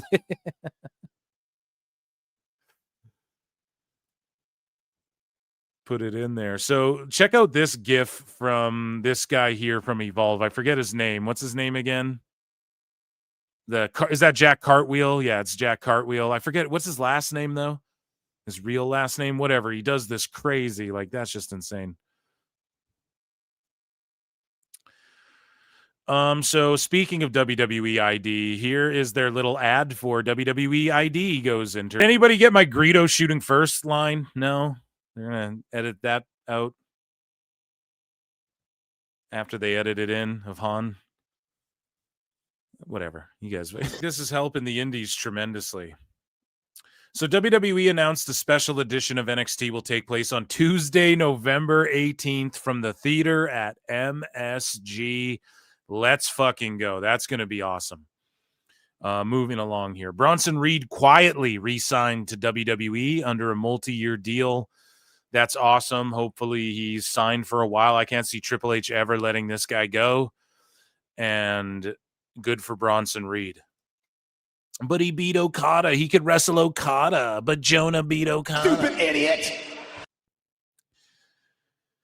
So the infamous Flasher from the Attitude Era was at WrestlePalooza. Now, is this the same girl?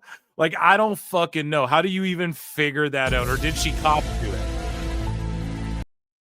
Did she cop to it? I don't know. Let's ask Lex Luger. Lex, what did she cop to it? I don't know. Me neither, bud. But yeah, she's from that DX video where she flashes her tatas, and she's here all these years later in an ESPN 316 shirt doing the damn thing. There you go, dude. Once you're click for life, brah.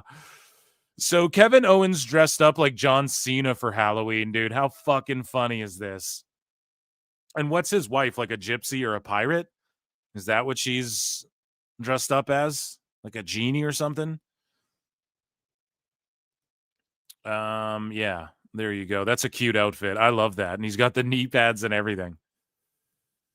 Good shit. So we're going to circle back to that because there's some stuff going on with WWE's wellness policy. We're just going to talk about what Lucha Blog wrote. But NXT's Charlie Dempsey and Harlem Lewis had their match at Pro Wrestling Noah today. So let's check out a clip of this. Shout out Noah.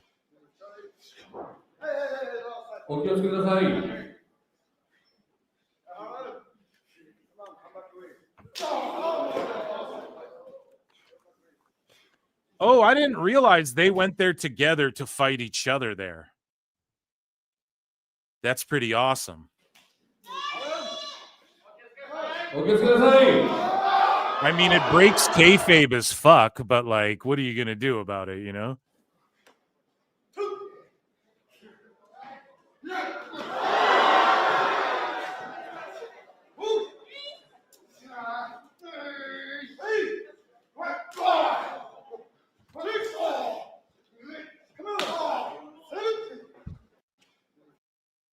And good on Regal getting him and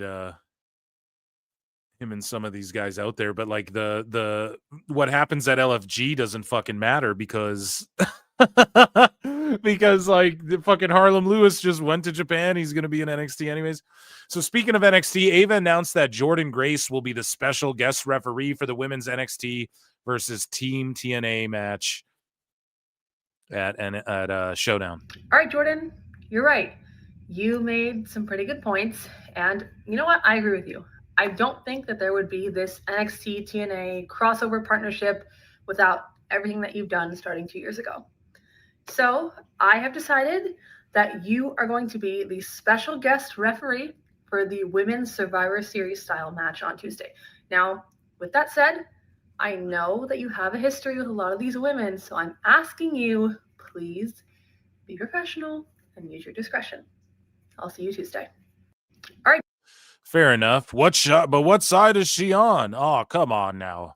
Come on, brain. So Mark Henry says WWE changed the design of the ECW championship. I've always wondered this. Because obviously it's like Vince putting his stamp on it, but the big silver ECW world title, I never was a fan. Right? And they tried to put like a fiery eagle on it because Vince always had to like put an eagle on his titles, on his main ones. But also they wanted it to look different from the big gold and the WWE title. Okay, let's go with this chrome title. I never liked it as much as like the OG ECW championship. Personally, and I always wondered why they did this if it wasn't like if the answer is just, well, Vince wanted his fingerprint on it, whatever. Okay, that makes sense. But if the answer is something different, that would appeal to me, right? That would pique my interest as a Phil S. Marks, right? So Mark Henry had this to say. They wanted to find a title that fit me. So it was all to fit Mark Henry. He's the reason. And think about it. Didn't Big Show have this shit too at one point? But then little Chavo and like Matt Hardy got this shit. So quite a funny timeline of events, I guess. Did Big Show, or I know Big Show held the other one, but didn't he get this silver one as well? Or did he just run with the gold and red and blue there? Either way, he says that ECW title was small. It was like one of the old school type belts, and they wanted me to have a belt fitting of a giant, so they designed this. I mean, that belt was huge. It was probably about 10 to 12 pounds. It was very heavy. I had to go buy a new bag for a carry-on because it wouldn't fit in my old luggage.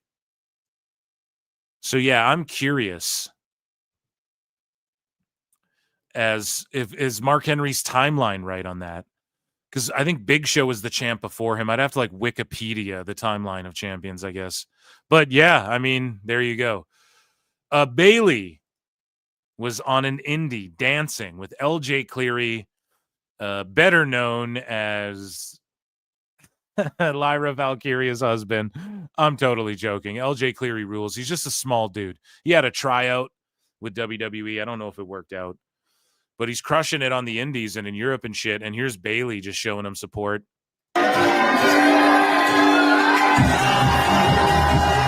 He's known better to me as Hughesy's friend.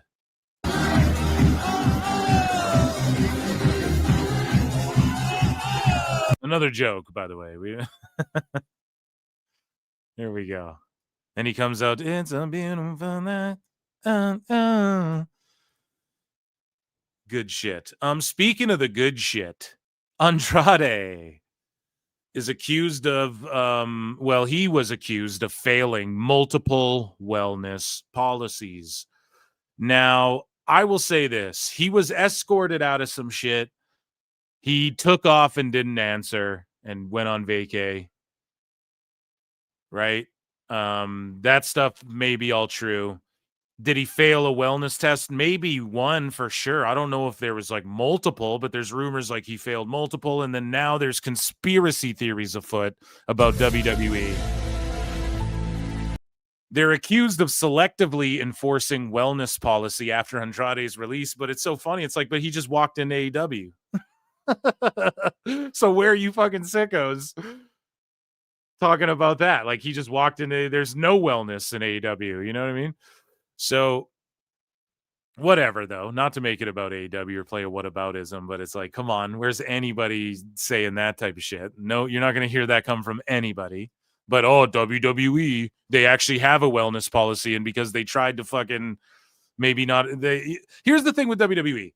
This is why Andrade walked into AEW. There's no contract tampering or anything like that either, because there's those conspiracy theories floating around, and to defend AEW, which I'm sure Tony's just fucking...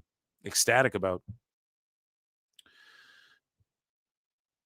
They didn't contract tamper or anything like that. It was WWE just released him. Like, yeah, he took off and it is what it is, but they just decided to like cut him. That is true. If anyone's saying that, I don't know what sheets are saying what, but that is true.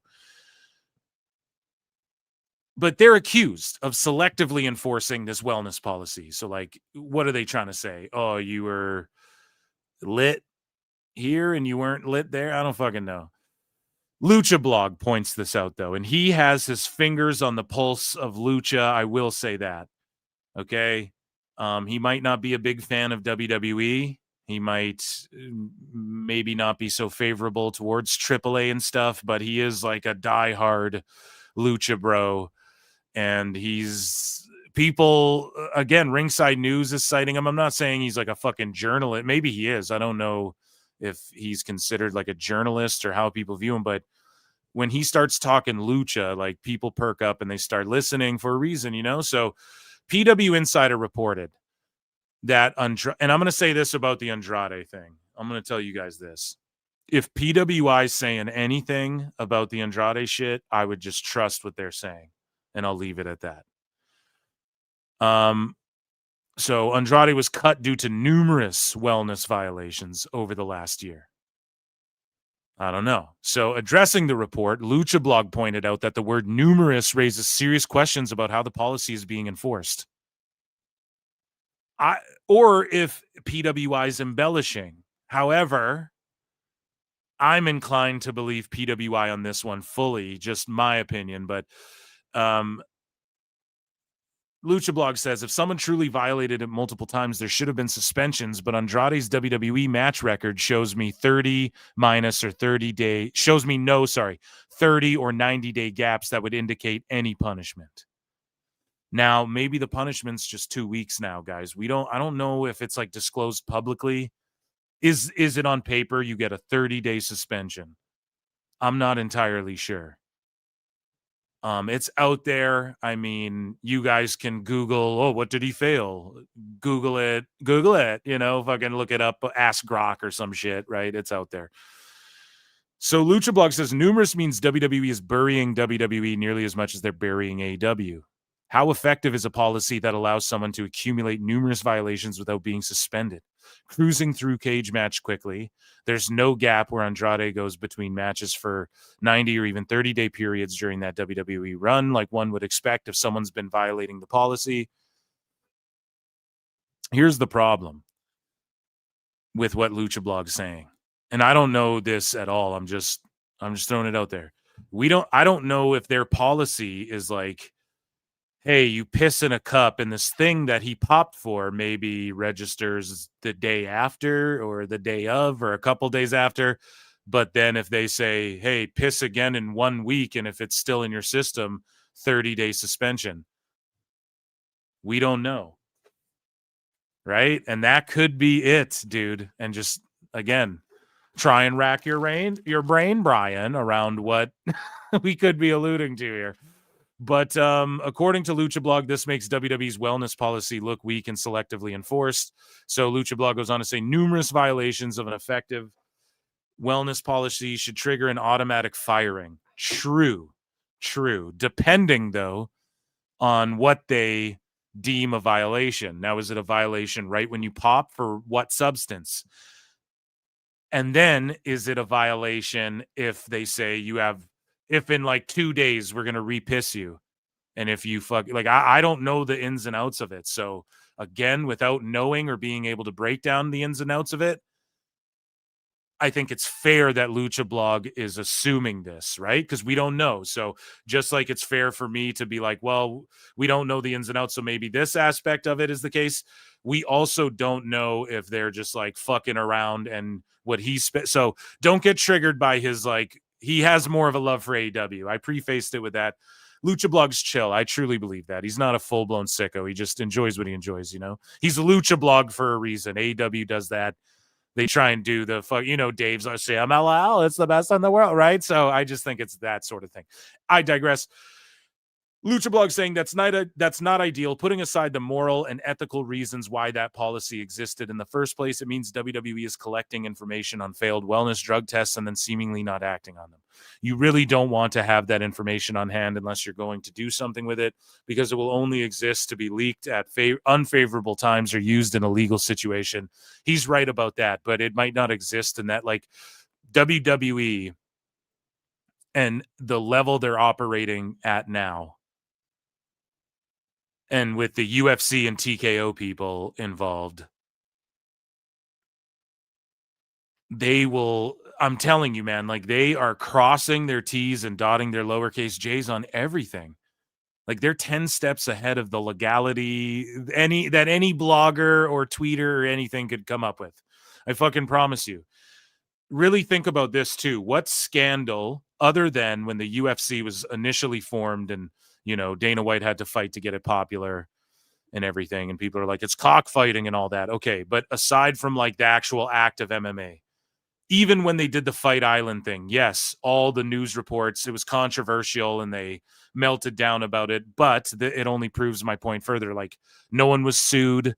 No one was, UFC wasn't fucking taken out for malpractice or any type of shit like that. Even when Diego Sanchez, he had this guy doing a little MMA lore here, but just to give you a taste, right before the WWE merger and shit, he had this guy cornering him named Joshua Fabia, who took control of him. He's kind of like this cult leader guy who took control of fucking Sanchez's life. And they tried to do some swift shit with the UFC where they got they were like asking for all of his medical records and stuff, and the UFC were 50 steps ahead of them and were like, hey, he's not on this fight. Like, if you're worried for 1 second about head trauma or anything, we seen Dana White cancel the whole fucking, when John Jones got caught for cocaine and he was taking gas station dick pills or whatever, they canceled whole fucking UFC 200 main events and shit like that and switched it around, right? So I'm just saying, like, when it comes to UFC and their people as well, who are more like integrated into WWE and all that shit more than ever, I wouldn't go as far as to say like this is going to slip through the cracks and come back to haunt them in any way. I think they just, however they conduct this wellness policy, I just think we don't know the ins and outs of that entirely. But Lucha Blog finishes up here. He says it was helpful for WWE to be able to leak it here. It may not be helpful the next time it gets out. You should not take notes on a criminal conspiracy, and you should also not have a folder of here's all the times we caught someone on drugs if you're not taking. So again, bro, you are being conspiratorial.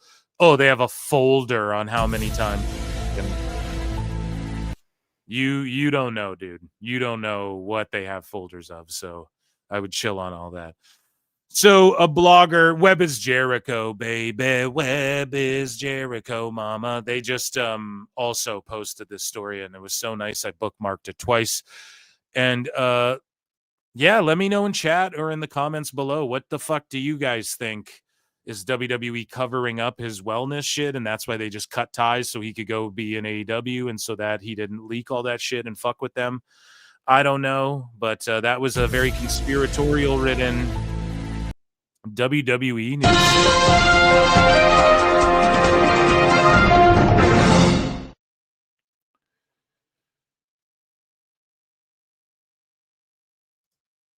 Okay, we have AEW news. We have sickos to get to. What an amazing fucking show. And yeah, dude, I haven't seen Collision trending once. I've seen Claudio, Banditos trending. I don't see anything else. Other than they're setting up some Dynamite matches and stuff for Title Tuesday, which has zero hype. We're going to talk about that. We got a hearty AEW news segment here as well, folks. So strap in. Thank you, everybody who's here. We have, there is well over 250 watching across X and YouTube. Thank you all so much. And whatever members are watching on the Times channel, it doesn't actually show me, so it's more than that, but shout you guys out. The replay will be up. The replay will be up at youtube.com/@prowrestletimes as well, if you guys are curious. That's where the replay goes up. It's not live to the public while it's airing, but it is airing there if you're a member. Don't ask me why I do it. It's the backup channel. If everything goes to hell, there's our backup. You know what I mean? So we do have some news.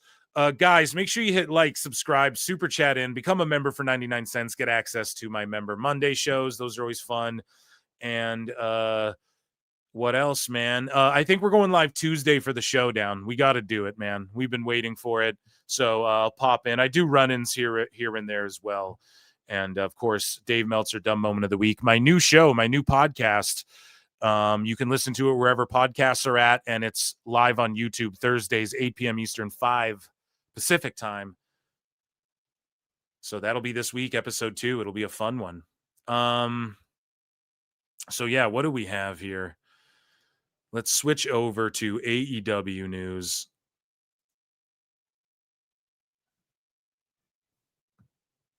And let's get into some stuff here. I'm just bookmarking stuff on the fly, too. They announced some matches, so I figured I'd throw them in there for Title Tuesday. Try and give AEW some hype. I tweeted out it's been a good run for AEW.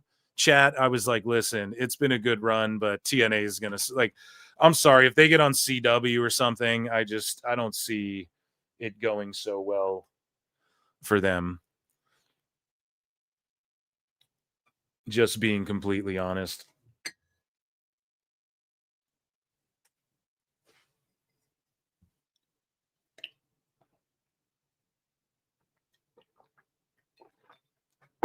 And no, I'm still here, just chugging, getting some liquids in. Pause. Hurling liquids down my throat. Pause. So, yes, guys, this will be fun. What is chat saying? Max is running slow. Must be all those AEW fans. Yeah. The 800,000, Brian. Yeah, I'll be playing catch up on everything. There's goddamn UFC on and all that. So, everybody all together in the chat now. Ichi Nissan. Duh. It is time for AEW news, folks.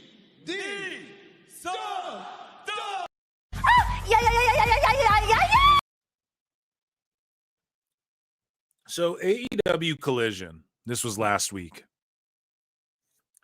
drew 248,000, a 0.05 in the key demo.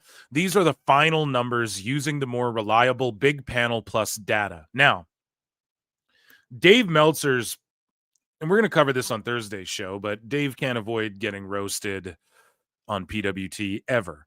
Okay? The best guys, Tony Khan.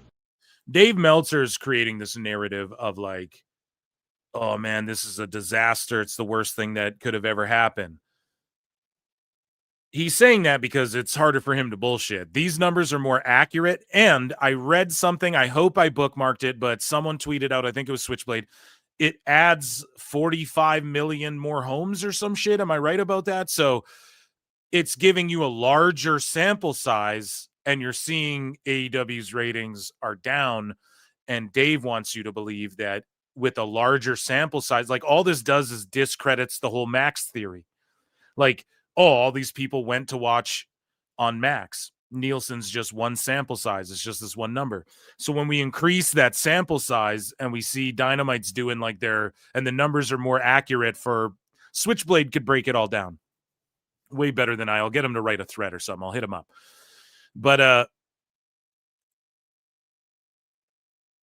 basically, we're seeing that Dynamite isn't as popular. Like, okay, you add Max, there's no proof that even if we get a larger Nielsen sample size that the numbers are any better.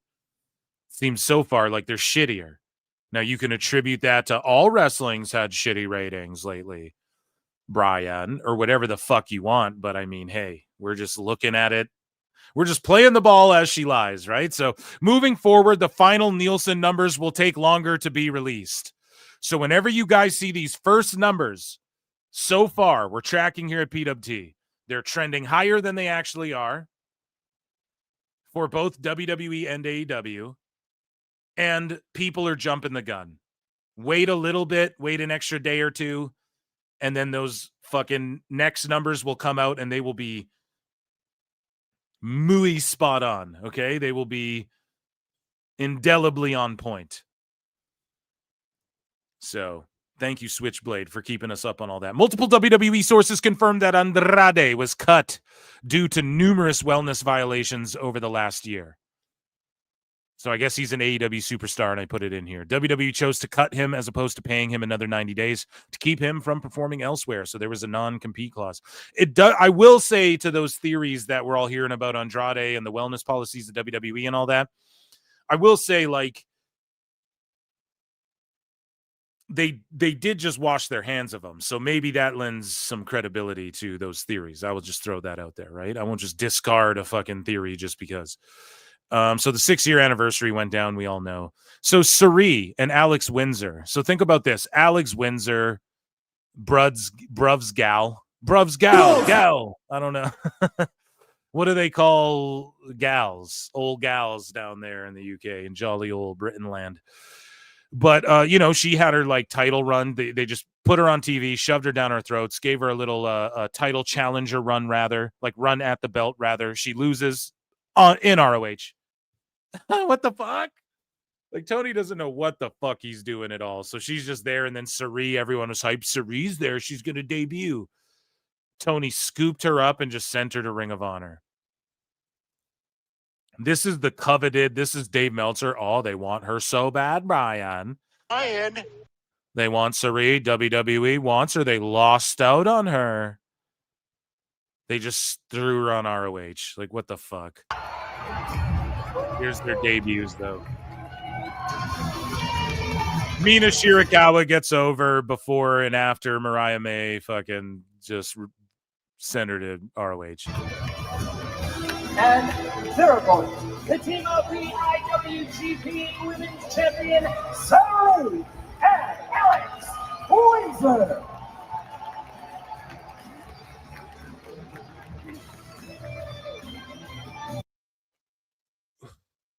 There you guys go. Cool little theme there. So Kevin Kelly and Tate Twins' appeal of AEW lawsuit arbitration ruling gets dismissed. So unfortunately for them, man, they shouldn't have teamed up on this thing. Not that I'm like, yeah, sue AEW to take them down. I just really want, even though I'm going to be honest, like when I start spitting shit about like AEW, how their deals are and shit, like I'm pretty spot on with that. I'm not going to lie. Okay. You guys can trust me on that one. But again, I'm also just guessing for the most part, just puzzle piecing it together, right? That's all I do.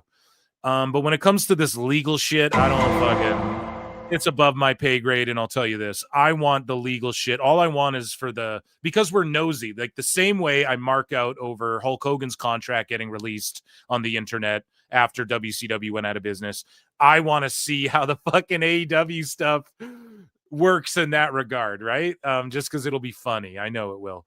But it'll just that's why it's just morbid curiosity, I guess. Like I don't need to, I'm not worried about like AEW should get sued and put out of business, man. Even the Tate Twins, I know I go to bat for them, but I don't care. I think this just wasted their fucking time, and they shouldn't have teamed up with Kevin Kelly. And I'm surprised Stephen P. New teamed them up, right? Not to shit on him either. Again, he's light years. He knew what he was doing. There was a ball in play that he thought he had the right call on. You know what I mean? But it resulted in an RBI, I guess. I don't know what the analogy I'm trying to make here, but listen, he made the call, I guess, right? They all did together. And maybe if they had have attacked this separately, we would have saw like, okay, what does Kevin Kelly's contract look like, right? Or how do these Tate Twins, what does their deal look like? Because they weren't on salary and shit. I don't think so. I digress. AEW has announced a huge crossover event with DC Comics. So DC and AEW are teaming up for an electrifying crossover that unites two powerhouse universes in a bold new storytelling experience. Now, again, guys, last time DC crossed over with AEW, they drew Swerve with the NXT North American title in the fucking thing. So the folks at DC, the good folks at DC, I don't know. I'd have to look at like what the comic business in general is just not doing the best, but there's been some books that have been doing okay, I suppose. So I just don't know if like teaming up with AEW, it does. Listen, DC teaming up with AEW does more for AEW than AEW does teaming up with DC. I mean, they're just going to throw their like fucking lowest level writers at this shit, you know? But the unprecedented collaboration will bring the Justice League and AEW's top wrestling talent together in a high-octane 2-issue comic book event. AEW has built a universe as rich and dramatic as any comic book, where stories unfold through grit, passion, and unforgettable rivalries. Now that universe leaps from the ring to the page in a 48-page, 2-part comic book saga written by Steve Orlando, illustrated by Travis Mercer, with covers by Lucas Meyer. In this epic tale, AEW's finest, including Mercedes Moné, Will Ospreay, Darby Allin, John Moxley, Swerve Strickland, Adam Page, Tony Storm, Willow Nightingale, and Orange Cassidy, and Kenny Omega, of course. Can't do it without Kenny.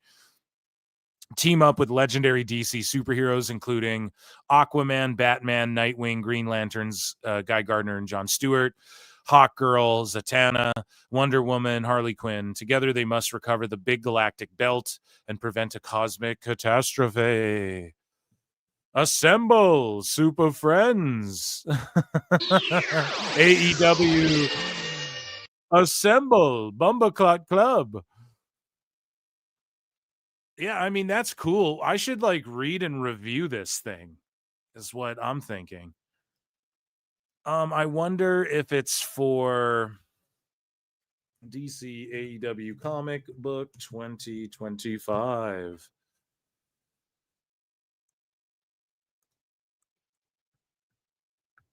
So it is a comic. Okay, digital offerings. Let's see here. Because they're doing, I know like DC and Marvel are doing crossovers right now, which fucking rule, okay? So they're just doing this crossover with AEW kind of out of nowhere. Good for them. They did one before, though, right? And we know that WBD is likely, and this is according to Brandon Thurston and all those guys, it's like they are invested to some degree, like 5% or whatever, I think is what the estimations were. Someone would have to double check or go back on the show as I forget, but good for them. So we have Big Boom AJ. We have some Tony Khan cringe. We're going to circle back to those videos, right? Hangman Adam Page voices his displeasure over ICE commercials airing during AEW Dynamite. Now, here's the thing, right? You what? Imagine you own a wrestling company and then Hangman Adam Page blue skies out, fuck ICE airing commercials during Dynamite. Let him know. Help HBO Max, da-da-da. Boycott fucking Max, HBO Max. Dude, you're their world champion. You don't even know if you're going to be, you're lucky to even be on their fucking television. And this is government funded advertising. And you're saying, hey, right, like politics aside, dude, that is not a good look for the goddamn company. But hey, some people are like, well, they're the virtue signal company and let them fucking do that. I just don't think it's going to get you that far. I don't think that's the right thing to do right now. Posting your lowest numbers is telling people to boycott the fucking show you're lucky to be on. That gives you a platform to go, man, fuck ICE and fuck WWE and fuck Terry Funk or he didn't say that, but I don't take advice from old school wrestlers and I fuck all this shit, right? It's because you're on TBS TNT. Like you're lucky you're even there. And let's say they do own 5% or whatever. Hangman's like, go and boycott that. I don't give a fuck. I'll just go work at this other. Where are you going to wrestle? I'll just go back to my ranch. Yeah, it's easy for you, fucking privileged Page. Fucking grew up rich with a farm. Parents who own a farm or whatever just gave you a fucking ranch. Jesus Christ. It's ridiculous, man. Shut the fuck up. You know, these guys made too much money. They make too much fucking money for the numbers they've drawn and the shit they've done. I'm sorry. What do you fall back on? I'll just go wrestle at Rev Pro or some shit. Tony will always give me a job. He'll hire me for the fucking Jaguars or something. I know that's what they're thinking. They just don't care because they're not really fighting for anything. So it's kind of cringe. Politics aside, again, I'm not trying to make no political statement. Just I don't know, dude. If I don't know. It's just like you don't turn down ads for like, why aren't you saying like, dude, fuck Burger King, boycott them. They make people fat and they get heart attacks and die. Or they give them diabetes to kids and shit. Like, why aren't they give people sugars, give people cancers and shit? Why aren't you like virtue signaling for that? Again, because it's not the popular thing. You're just doing this like cringy fucking and it's just like you should be so lucky that you even have their fucking world title and you're on TBS every week. So moving along here, Gail Kim, and she,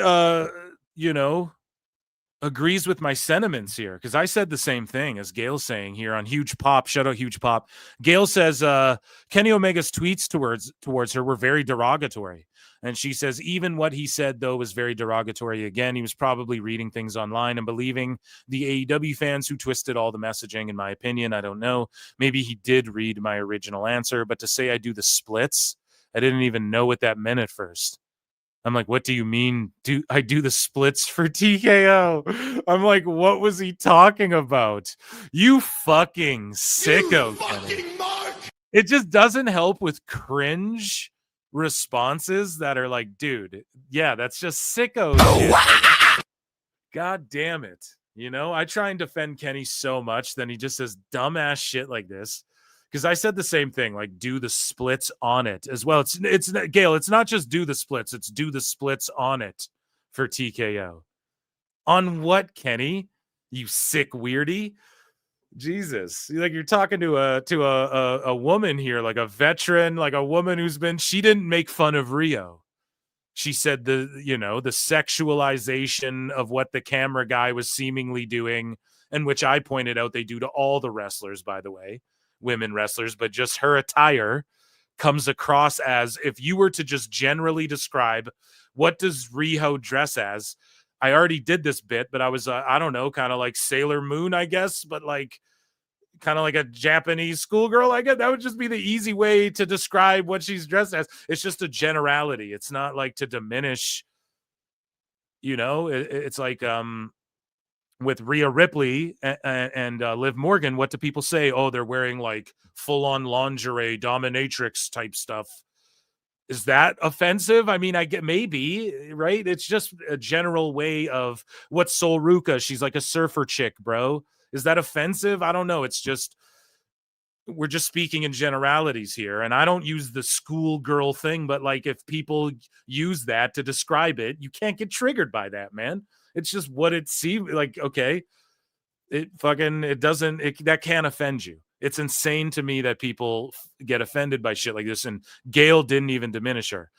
For Kenny Omega to go doing the splits on it for TKO, like what the fuck did Riho have to do with TKO?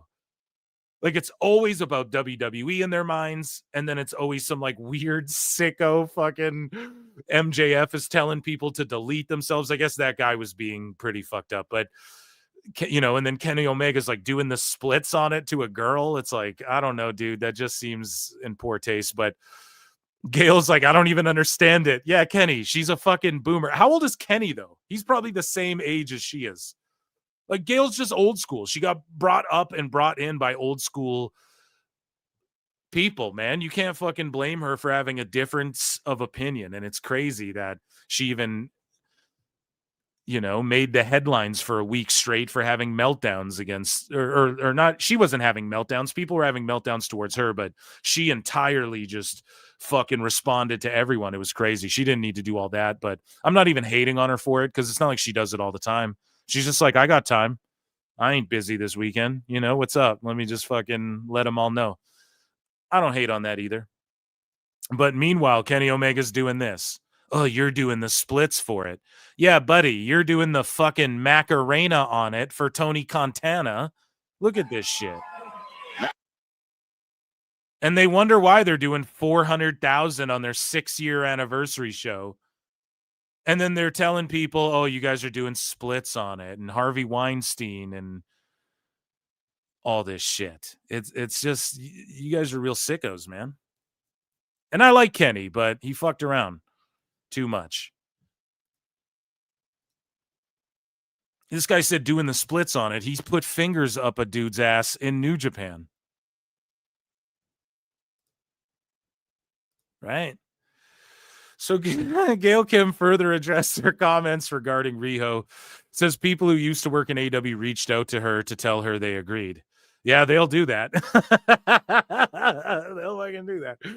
Gail says, I was not in any way saying anything bad about her. I was talking about my discomfort in a segment that I had watched probably when AEW started, because I don't watch AEW currently. I saw that one segment and I remember just feeling uncomfortable. Yes, she appeared to look very young and then dressed in that particular match like a little girl in my mind. And then when the cameraman, I think she was going up to the top rope, and I remember the cameraman shooting up her skirt, which, you know, happened a lot in my early wrestling days. It still happens, Gail. They just cut away quicker. But they still do it all the same. Where I had to go tell the cameraman or the production truck, hey, stop shooting up my ass. So she's speaking from experience. Oh, but, you know, they fucking made fun of her before. She's like, okay, I didn't like, you know, what is the sicko's response to this perfectly reasonable and normal assessment on what she saw and her input based on experience and shit? It's crazy. And so she says, when I said she wasn't believable in that match, it was just because I felt uncomfortable from the start. You get my drift in terms of in this age of the child, you know? Jeffrey Epstein era. Whoa, Gail. Okay, now. Oh, shit. Wrestling's not fake! In the Epstein era, I just felt really uncomfortable. And then so that's what I meant by it. And I actually had AEW, former people that worked there, say to me, I agree with you. I would be backstage and felt the same way. I can't judge what type. They're just haters, Brian. They're just detractors. They just wanted to get out of there and use Tony Khan for his money. That's totally not what I'm doing. Former people that work there say to me, I agreed with you. Boom. I can't judge what type of wrestler I think she is today. And I've admittedly said that I haven't watched their product in a really long time. So I'm happy to just watch it again and give my opinion on that. So I would just hope the people have open minds. Here's the thing. And this is what happened to Bischoff. This is what happens to guys like Nicolo Piccolo. This is what happens. Maybe even Cornette in some ways. Maybe even myself. Who knows? Maybe even JD. Goo. People give their opinion. They give it on WWE. It's a debate. Okay. It is what it is. It gets as toxic as you allow it or as you are. The sickos come into play. You fucking voice an opinion on AEW. Here's the thing. Gail just voiced an opinion. Guess what? You guys come after her. You move the goalpost. You make it about all this other dumb shit.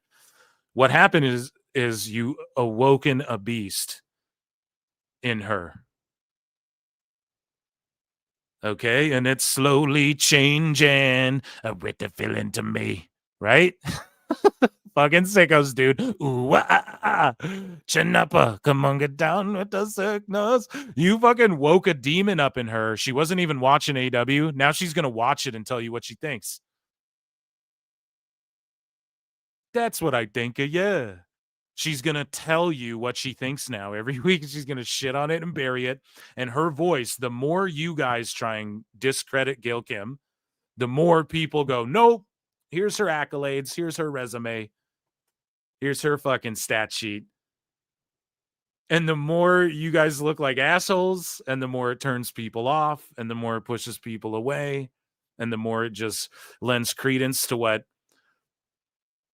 CM Punk said about it's like, I don't know what they're doing. People don't want to learn and shit. And you have William Regal being like, yeah, people don't want to learn there. And then Dax is like, I was always there learning.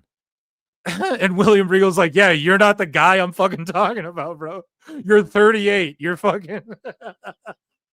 Yeah, we know, dude. You can fucking wrestle. You're past NXT, dog.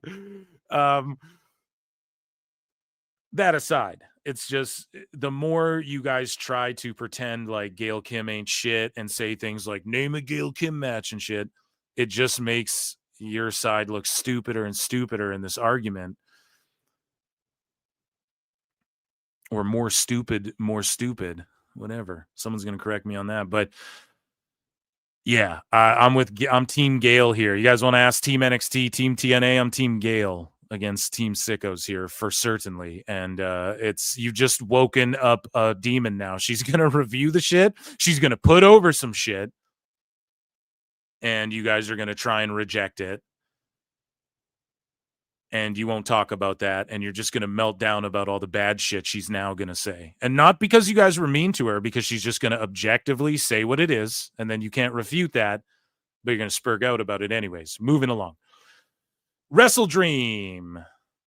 The world title match is set. It's Samoa Joe, who's 1/3 of the Trios champions, and he's taking on Hangman Page. Again, this is going to be a notch on Page's belt here. He's just going to fucking beat Joe, and they're going to pop a bit of a number with it or whatever because Joe's on the fight. Like, they need to bolster up their pay-per-view a bit. I've told you guys this. And we're going to look at what this, we could look at it right now. Let's look at what this show's selling compared to TNA. We did TNA news earlier, and I wrote this. I remember saying this would happen and having mentally deranged sickos melt down and tell me it wouldn't. So Wrestle Dream has 3,000, and this is posted, I think, the same day, I believe it was. So the current distributed 3,986, so 4,000 tickets. They're set for 4,700. This is Wrestle Dream in St. Louis, October 18th. The same week, man, Bound for Glory. October 12th in Lowell, Massachusetts. Shout out Sassy Gal, I think is going. They're set up for 5,200, 5,300, and they've already sold 4,500 tickets, man. TNA, come on down.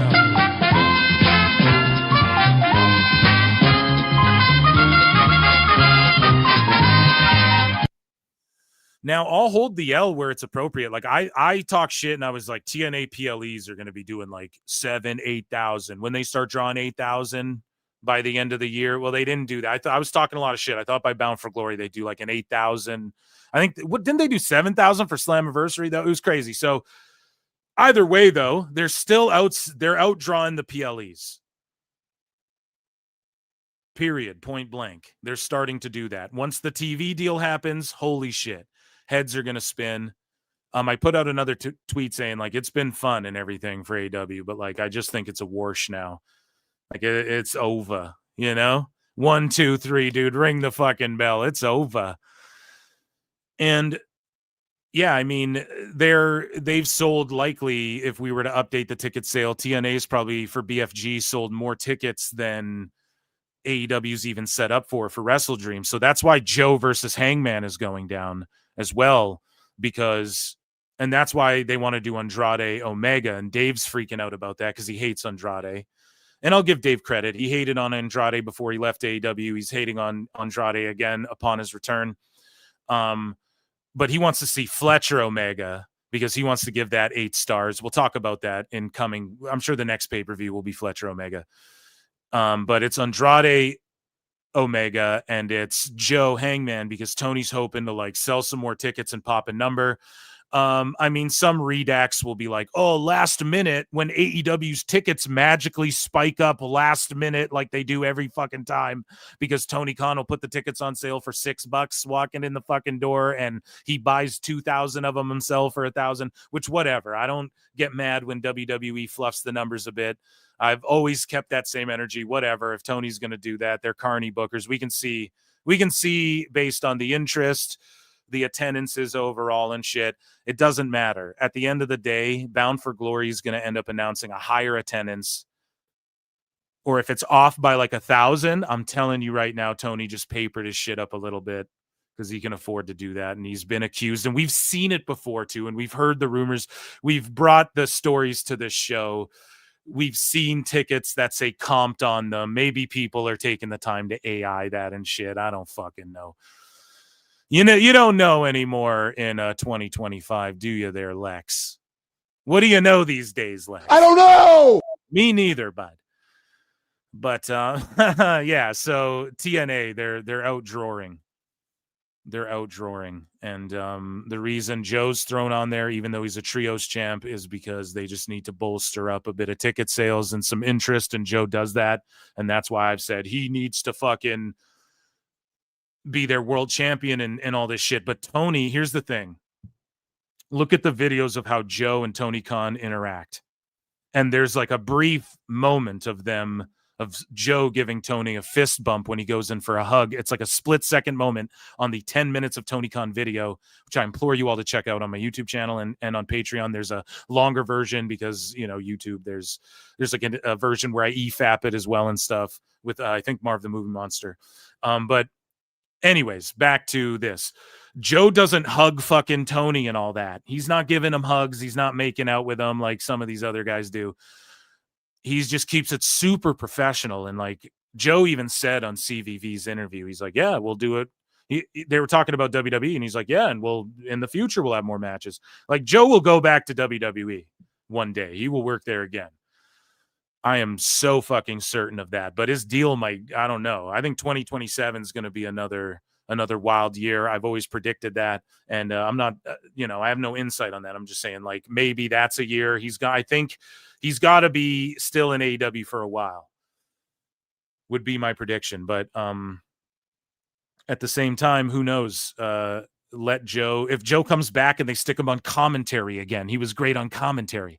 Do I want to see him have a run where he takes out Brock Lesnar and shit? Yes. Is Joe maybe a little bit past? I don't know. He could come back in the next 2 years and maybe win the world title, have a short run or so. That could be really fucking cool.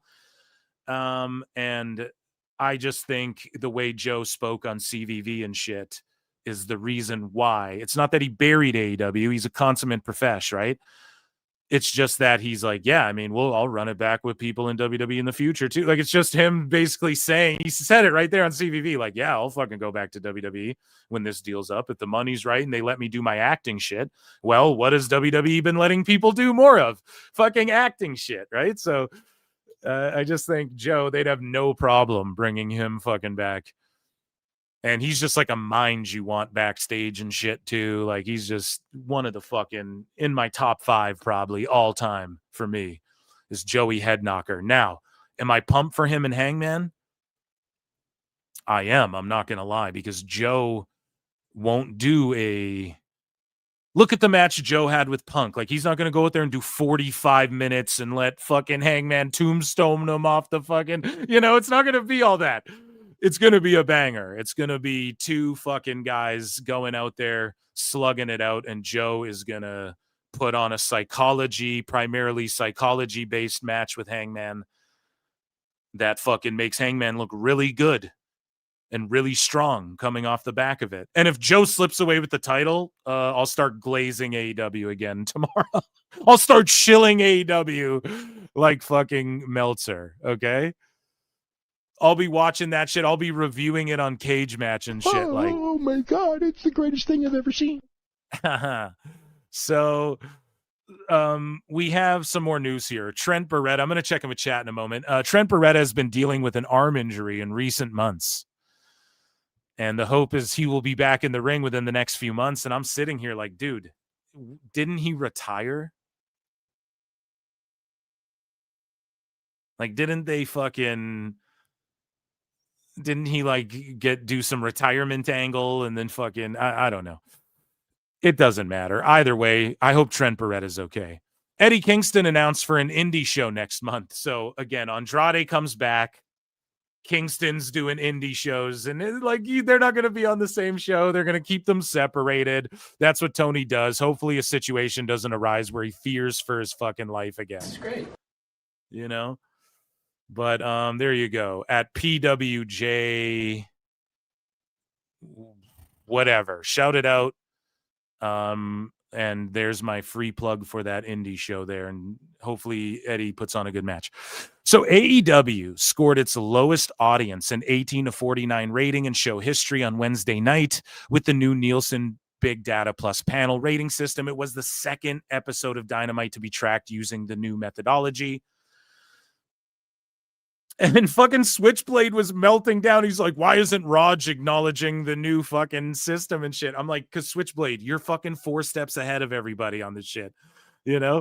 Don't worry. He's fucking, he'll catch on. And then he DM me. He's like, man, I give Raj credit. He's acknowledged it. Dave won't acknowledge it. I'm like, I know, dude. Dave's such a fucking fraud. Now he has to acknowledge this shit. And he's like, oh, just a terrible week. It's so funny.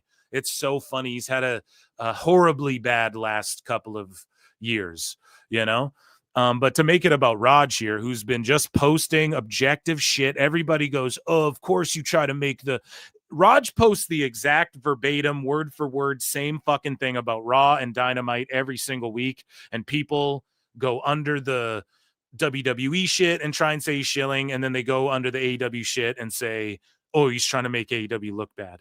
No, that's what Dave does. Okay, it's the same thing. Every fucking show I read a Raj Giri post, it's the same wording, the same way he tracks it, the way he lays it out.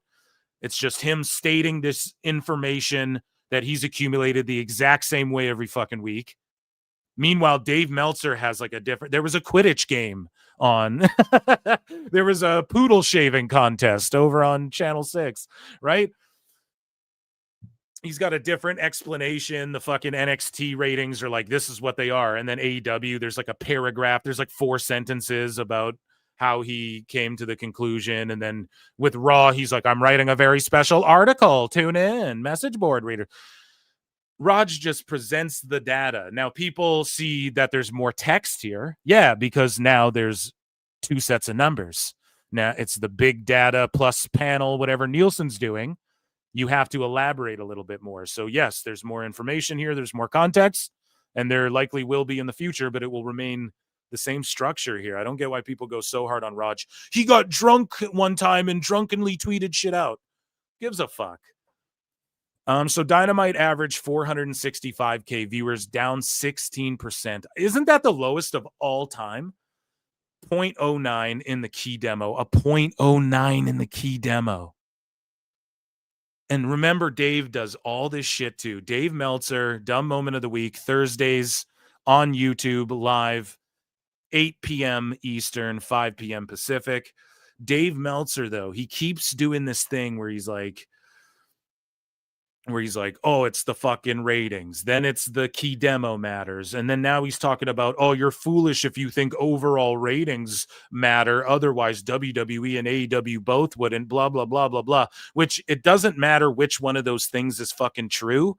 What matters is that Dave just whips out whatever one works at the fucking time for him and whatever narrative he's trying to paint.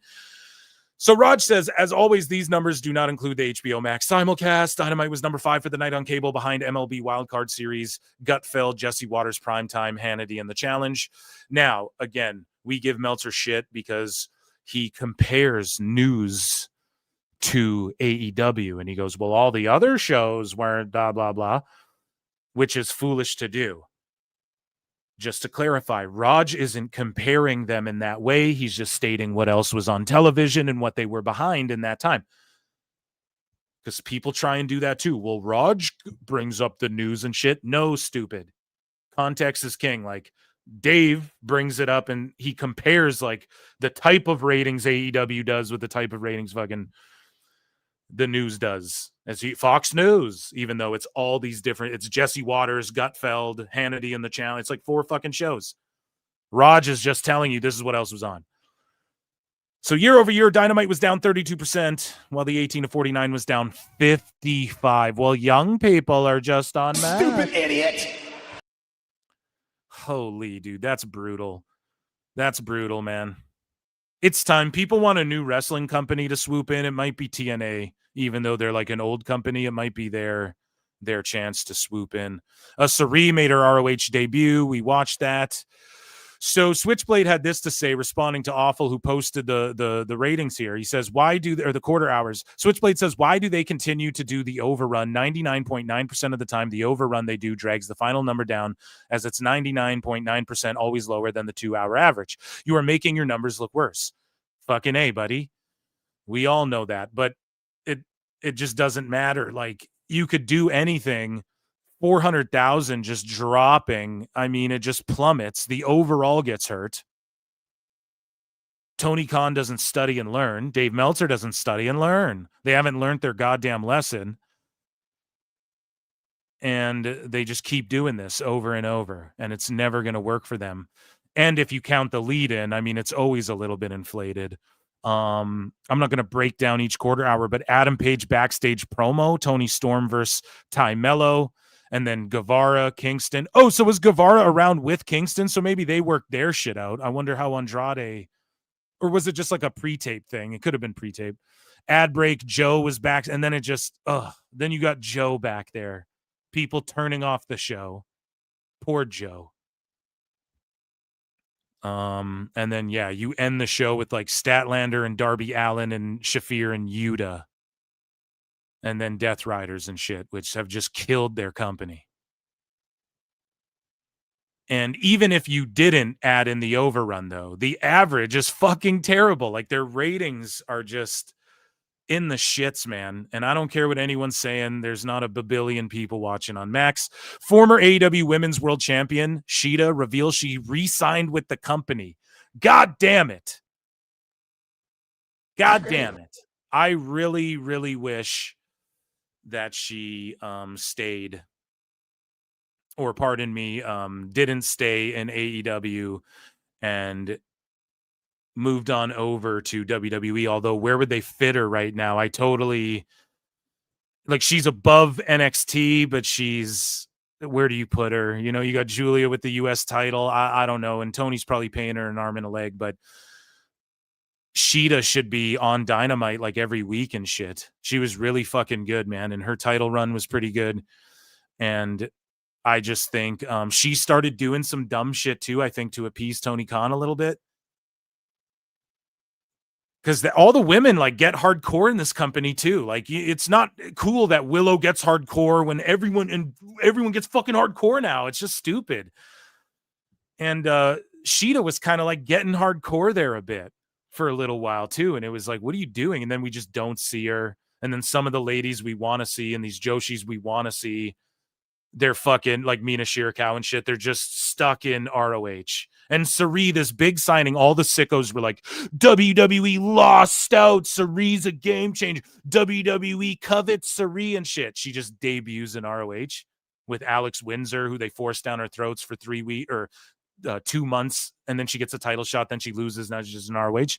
The fuck is going on, man? Where has Sheeta even been? Where's she been? Anyways, Andrade competed in his first post-WWE match tonight at the Crash Lucha Libre, winning the heavyweight title, and a bunch of fucking marks and sickos are like, Andrade already winning a world title after he left the fucking... You fucking mark! Okay, he was gonna be tag champ. Not only that, it's a fucking belt. 99% of people don't know what Crash fucking Lucha is or what this belt is. Good for him, though. I'm not an Andrade hater by any means. In fact, Ray and Javon were fun. Ray Phoenix and Javon were fun together on SmackDown, so maybe just do more of that, you know? But shout out Andrade. I'm not trying to hate, but like, Jesus Christ, guys, let's not put everything over. Like, not everything. And I keep the same guy. I'm like, hey, we don't need to put over WWE getting $200 bagillion to go to Saudi for WrestleMania. We don't need to put over Andrade winning a fucking random Mexican indie belt or whatever. Or maybe it's Puerto Rican. Just announced Winnipeg, bud. Winnipeg Pro Wrestling. Rumble in the Burt on October 19th. Mercedes Moné will challenge Jody Threat for the WPW Women's Championship. And everyone's already going fucking 10 belts Moné. Yeah. I'm going to Winnipeg to win my 10th wrestling title. Sometimes in life, you got to be a hoe. Rumble in the Burt. Oh, my God. WPW, this poor woman right here, Jody Threat, TNA superstar. Former, I don't know, is she a TNA superstar? I don't know. Some deals are coming up. Cedric Alexander's is coming up. I just saw Fightful reported that as well. So, yeah, man, she's going to win this fucking Canadian title, bud, off of Jody Threat, and she'll have 10 titles. And again, they just went with, like, listen, Stat is going to end up dropping that fucking belt to Moné or something like that, okay? Like, they just got it off Tony so that Moné doesn't have to beat Tony, right? And that is smart. I actually give Tony Khan credit for that. But either way, it's just, when is enough? And I saw, like, Observer and Figure 4 Online talking about, like, oh, we're comparing Moné to Jushin Liger and shit. And it's like, what? How do you even make that comparison? And I'll tell you how. You write books like this. This book is all elite, releases 1 month from today on November 4th. And you still have a chance to win an all elite experience for 2. Here's how. Pre-order a copy of the book.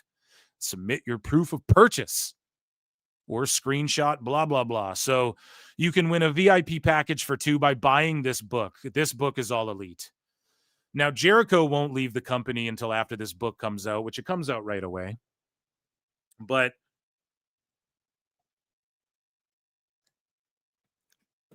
I really think they're going to undermine Cody Rhodes. They're not going to bury him, but they're not going to get up-to-date interviews from him or Punk, obviously. So it's not an objective book. It's a book being made by AEW for AEW. I bet they'll put Rhodes over early in the book, maybe even Punk a little bit. I bet that they will even use quotes from Rhodes and Punk, who worked at the company at the time, that were favorable. Maybe even use them against them in a way. You know, but like against WWE or them personally right now. I bet they will take quotes from Punk, like putting AEW over at the time when they get to that portion of like their story and history and all that. But if you don't think, and I caught heat for this from sickos, this is like a while back. If you don't fucking think this book is going to be like a fluff piece, just blowing Tony Khan and AEW and controlling their own history, like WWE's done, and you guys aren't going to call that shit out, I mean, you're a stupid idiot, right? Idiot. It's obviously going to be that. And like, I don't care. It's pro wrestling. It's carny. It's whatever the fuck. WWE did this. We call it out. We made fun of it for years. Sorry, I didn't have a podcast in 2009 so I could call out some of their fucking DVDs. But I got one now, and I'm calling this out. And just like their All Access show, they tried to rewrite history and that shit. And that's what they fucking have already done. AEW's already tried to do that. So again, it's just little Tony McContana. And this book is like, say hello to my little friend and read this fake fucking history book here. And that's totally fine, but that's what it is. And it's just funny that they're doing the thing that sickos would jump all over WWE and have in the past for doing. Or like when WWE kayfabes their history and then people get mad about that. And it's like, yeah, it's kayfabe. Like when Dave got all worked up because in kayfabe, Michael Cole's like, Rey Mysterio's the biggest luchador of all time. And Dave's like, what about El Santo, Brian?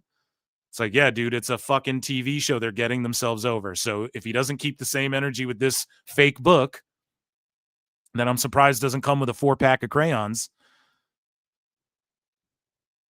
Then yeah, I don't know what to tell you. So Adam Copeland is listed on AEW's roster page as Adam Copeland once more rather than Cope. So this happened again. Why? Well, because he's in when you Google Adam Copeland, when you type in AEW Cope, my videos come up. Okay. And then when you type in a little delayed there, when you type in Adam Copeland, oh, he's in Jason Statham's The Killer Bee Part 2 or whatever. He's in Disney Plus's Percy Jackson, whatever the fuck. So when they moved it to Cope in the first place, I swear that was them trying to hijack the algorithm. And that might be a little conspiratorial, but why would you do that? So Title Tuesday, it's announced Pac versus Orange Cassidy up against NXT TNA Showdown. Like, come on, you couldn't fucking give us anything worse than that. And so New Japan has run less United States shows in 2025 due to declining attendance and some roster members not wanting to make the trip for the shows. So I looked this up, man. New Japan on January 4th at the start of this year, just New Japan Wrestle Kingdom, drew like 25,000 people. AEW the next night, AEW versus New Japan, the same New Japan wrestlers plus AEW wrestlers, they drew 16,000 the second night. Some fucking marks were like, the second night's never in New Japan's history outdrawn the first night. I'm not going to take a sicko's word for that, but you just helped prove my point. AEW, the reason they put AEW on the second night is to bolster the fucking second night. Otherwise, they do it on the first night. Idiot.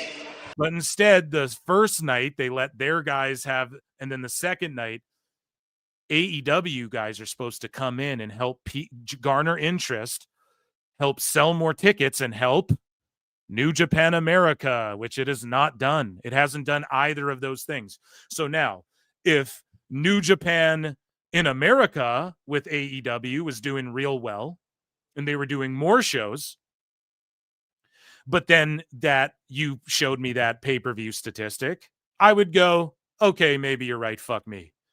But no, I maintain, well, look, the partnership I thought was supposed to help,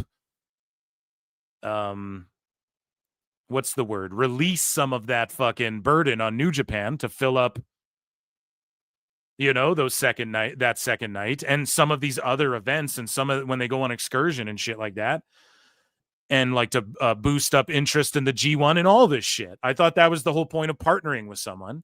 Just like NXT and TNA, you're excited to see everything they're doing because NXT's helping to boost TNA, and even vice versa. It's cool seeing TNA guys fucking run up on NXT and stuff.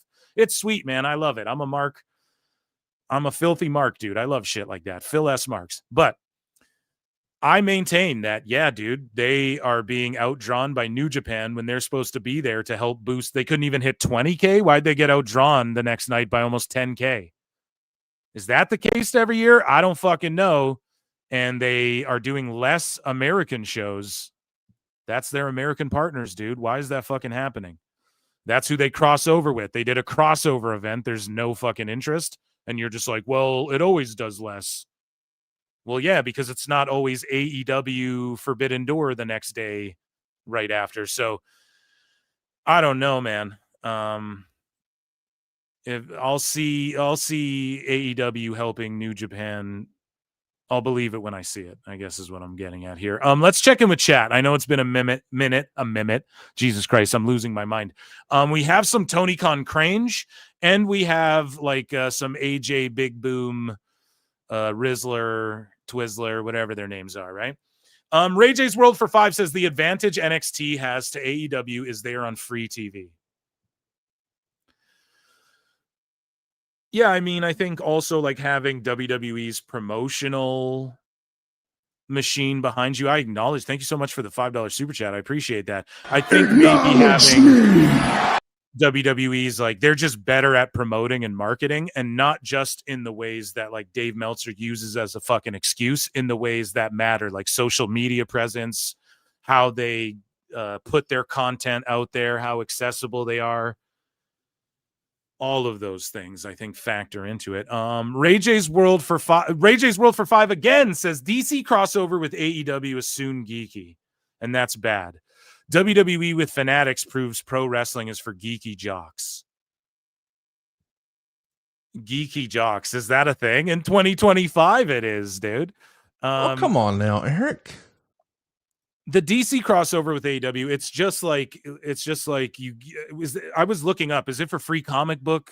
Is it a free comic book day or something like that? I don't know. Like, are they just giving these out? What is this for? I'll look into that more off air, but I mean, this isn't the first time they've done it. It's just like, what are the sales going to be like? You know, that's all I'm thinking. Like, does it help AEW any? Maybe it helps them. Yes. Maybe it promotes them and some of their wrestlers, but does it help DC any? No, I don't think so. But WBD has a stake. So it's like free promo for them in a way, right? It's like investing. It's just like, we're running an AEW ad in this fucking comic book, and we'll put these rinky dink like writers on it and shit. People who we don't trust to do like our major storylines or titles or anything like that, you know? But yeah, Fanatics is cool. It would be sweet. Do a Marvel fucking WWE crossover. Don't be pussies, Fed. WWF. Do it. Justin Booth became a new member. Shout out Justin Booth. Guys, make sure you super chat in, get your questions in, make sure you become a member. I do shows. If you become a member, by the way, or a patron, patreon.com/ProWrestleTimes with, I've been uploading a bunch on Patreon. So make sure you guys are checking that out too. Exclusive shit. You get access to Member Monday bonus shows. So get like Justin Booth and become a member here. Sorry, it's like StreamYard's glitching out while I'm Sometimes promoting in life you gotta be a hoe. Justin Booth there. Marvel ain't touching WWE anytime soon. Yeah, I mean, for sure. Run those likes up. There is over 260 watching across YouTube and X. Guys, don't be stingy with the likes. It helps the algorithm. That's the free way to support if you don't want to super chat. I love you guys all the same, no less. Geeky, nerdy jocks. Yeah, exactly. It's like an interesting term. Mimit, Phil Marks in 2025. Yeah, I've been having a few libations, as Cody Rhodes would say. New Japan leadership loves AEW. Where's Marie Shadows when we need her? Yeah, I should get her back on the goddamn show to talk about that. That's what I should do. I should put together like an NJPW panel, actually, and get Sonal back on as well. I digress. Let's get back into this. We have some Tony Khan Crange. Everybody hydrate. It's a hydrate break.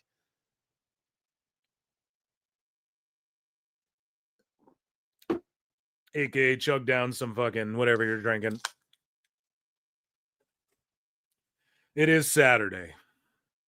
And it is late night, PWT.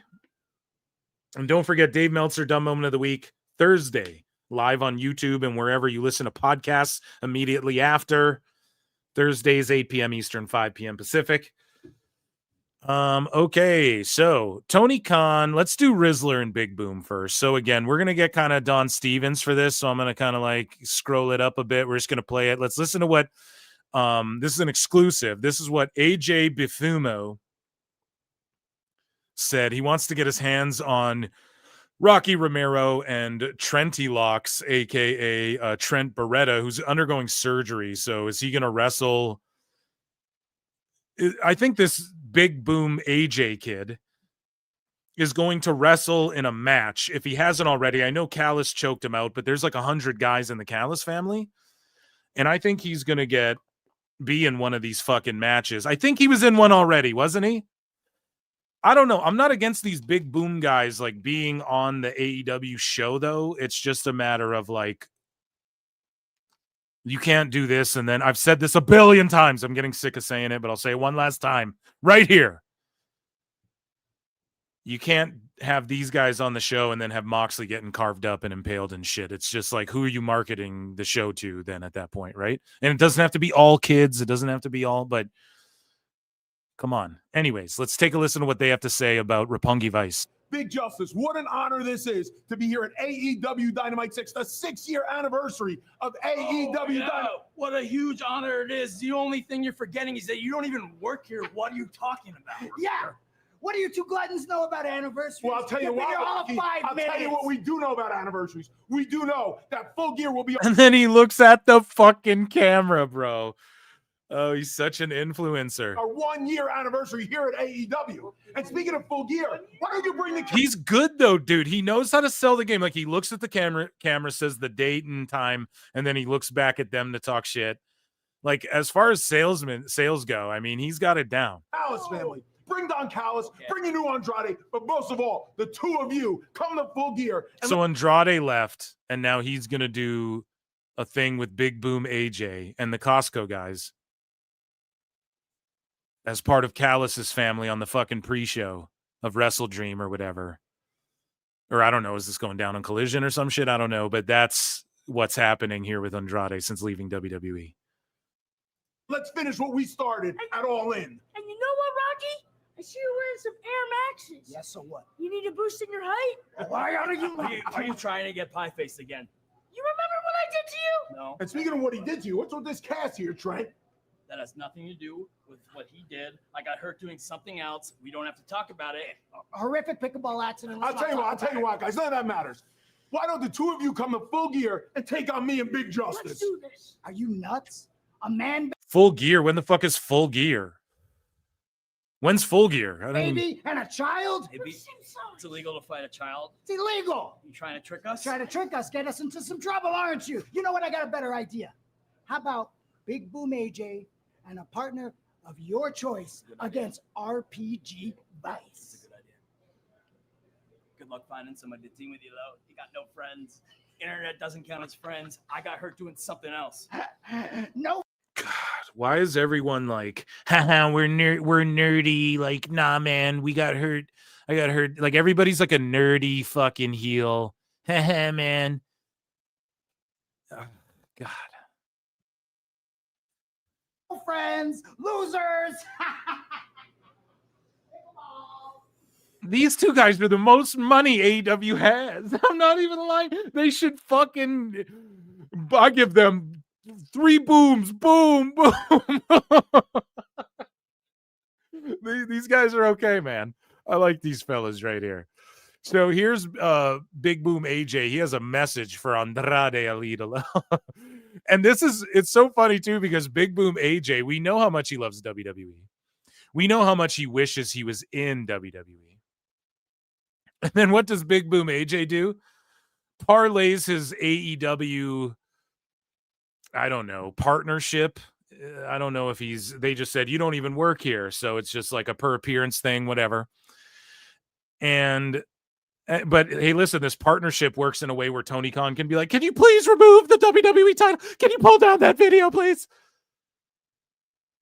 When he's holding the title, ripping the cards or whatever he was doing, opening toys and shit.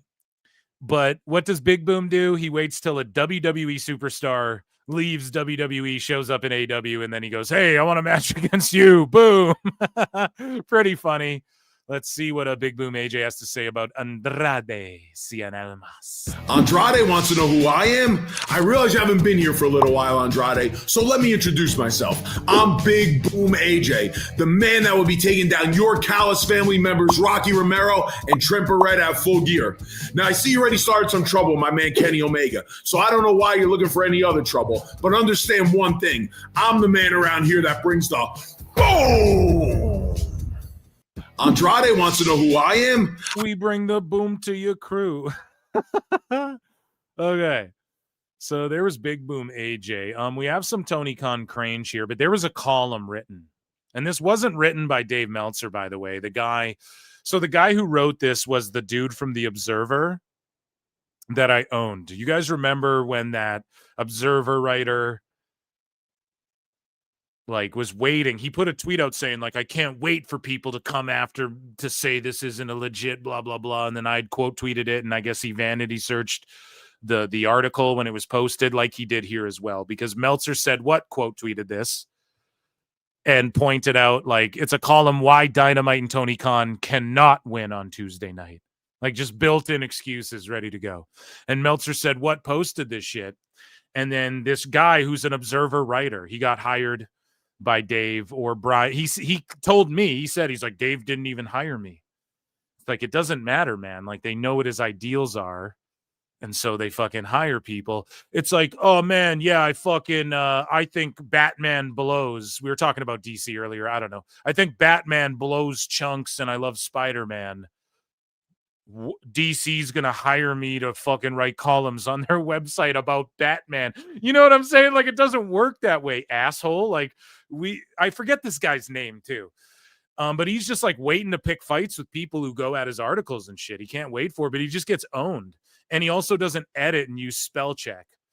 So on the column, he uses the word daily instead of day. And he uses, so one thing he does is while he's writing, sometimes he'll say, they do not. And then in the very next sentence, he'll use a word like aren't, AREN''T.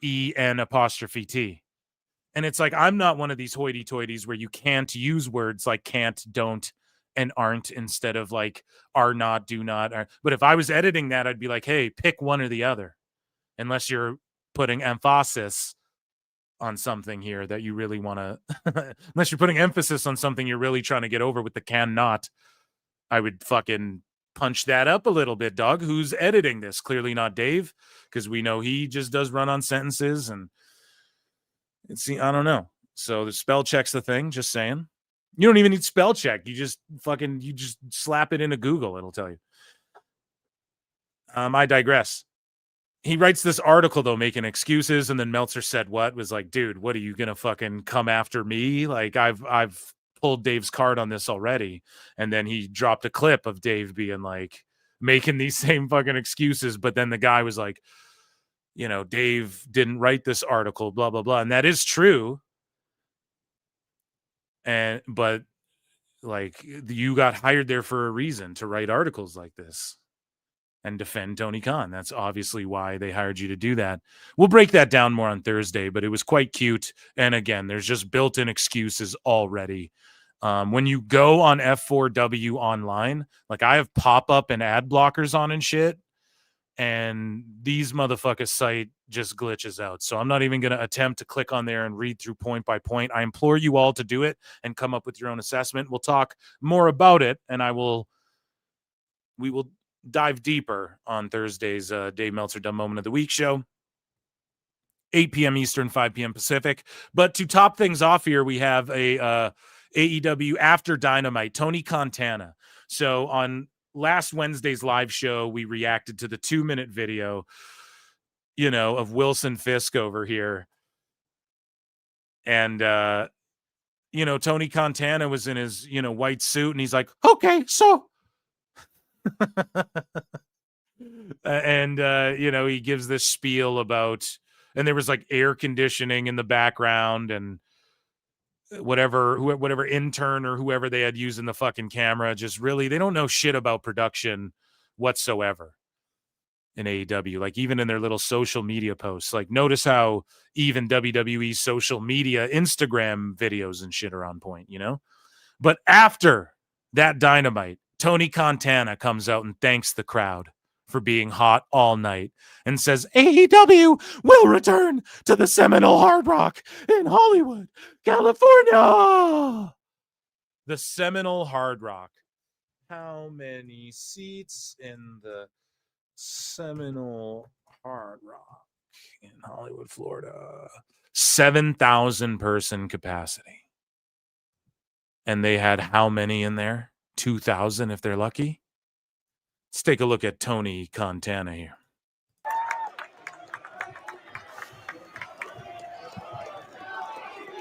You all lived up to your end. I came out here earlier and I said that based on what a strong crowd you were at the beginning of the show, if you kept up that energy for the whole 6th anniversary show. I'm keeping up my end of the bargain.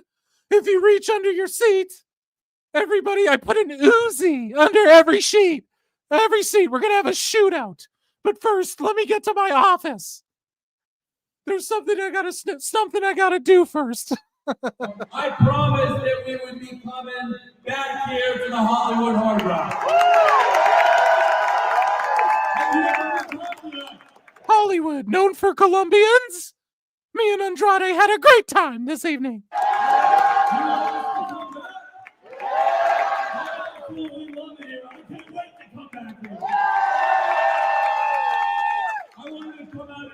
All you because I know this is a great sports town. I know there's a lot of great sports in the state of Florida. I always tell the truth, even when I lie. I know that this is a great football state. It's a better hockey state. I know that there's a lot of great sports, but there's only one sport that goes 52 weeks a year with no off season, with no breaks, year round, and it's pro wrestling.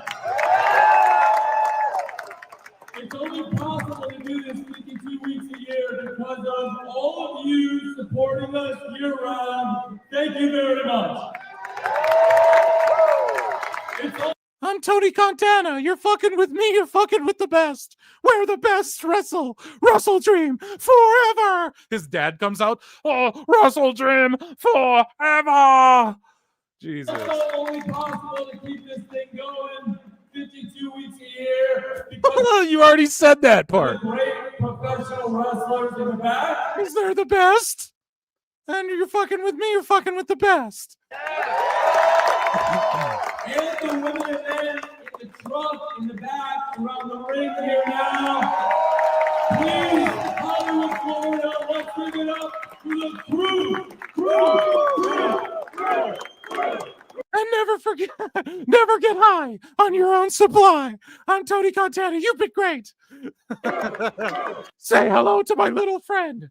Marco Stunt is here, ladies and gentlemen, making his return. Oh my God. That is absolutely first class. I could not have picked a better place and a better group of people to spend the AEW Dynamite 6-year anniversary show with. Thank you very much. We have 3 more shows in the next week in the great state of Florida. You're welcome to join us tomorrow in Lakeland, Tuesday and Wednesday in Jacksonville, or we'll see you the next time we're back here at the Hollywood Hard Rock. Happy anniversary. Thank you for spending it with us tonight. Get home safe. Thank you. Don't forget. I'm going to butcher it. Oh, my God. In this country, you got to make the money first. Then when you get the money, you got to get the power. Then when you get the power, then you get the women's division tag team titles. Then you get the Joshis from Stardom. And then you put them in Ring of Honor. It's great. Look at his runoff. Thank you for spending it with us tonight. Get home safe. Thank you. His little runoff. Look at his runoff, dude. Thank you.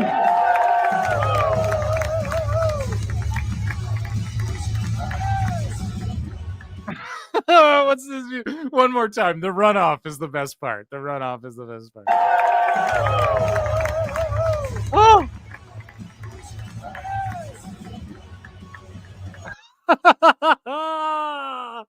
Oh my God, dude. That segment within a segment is called The Best Guys, Tony Khan. And that, ladies and gentlemen, was AEW news.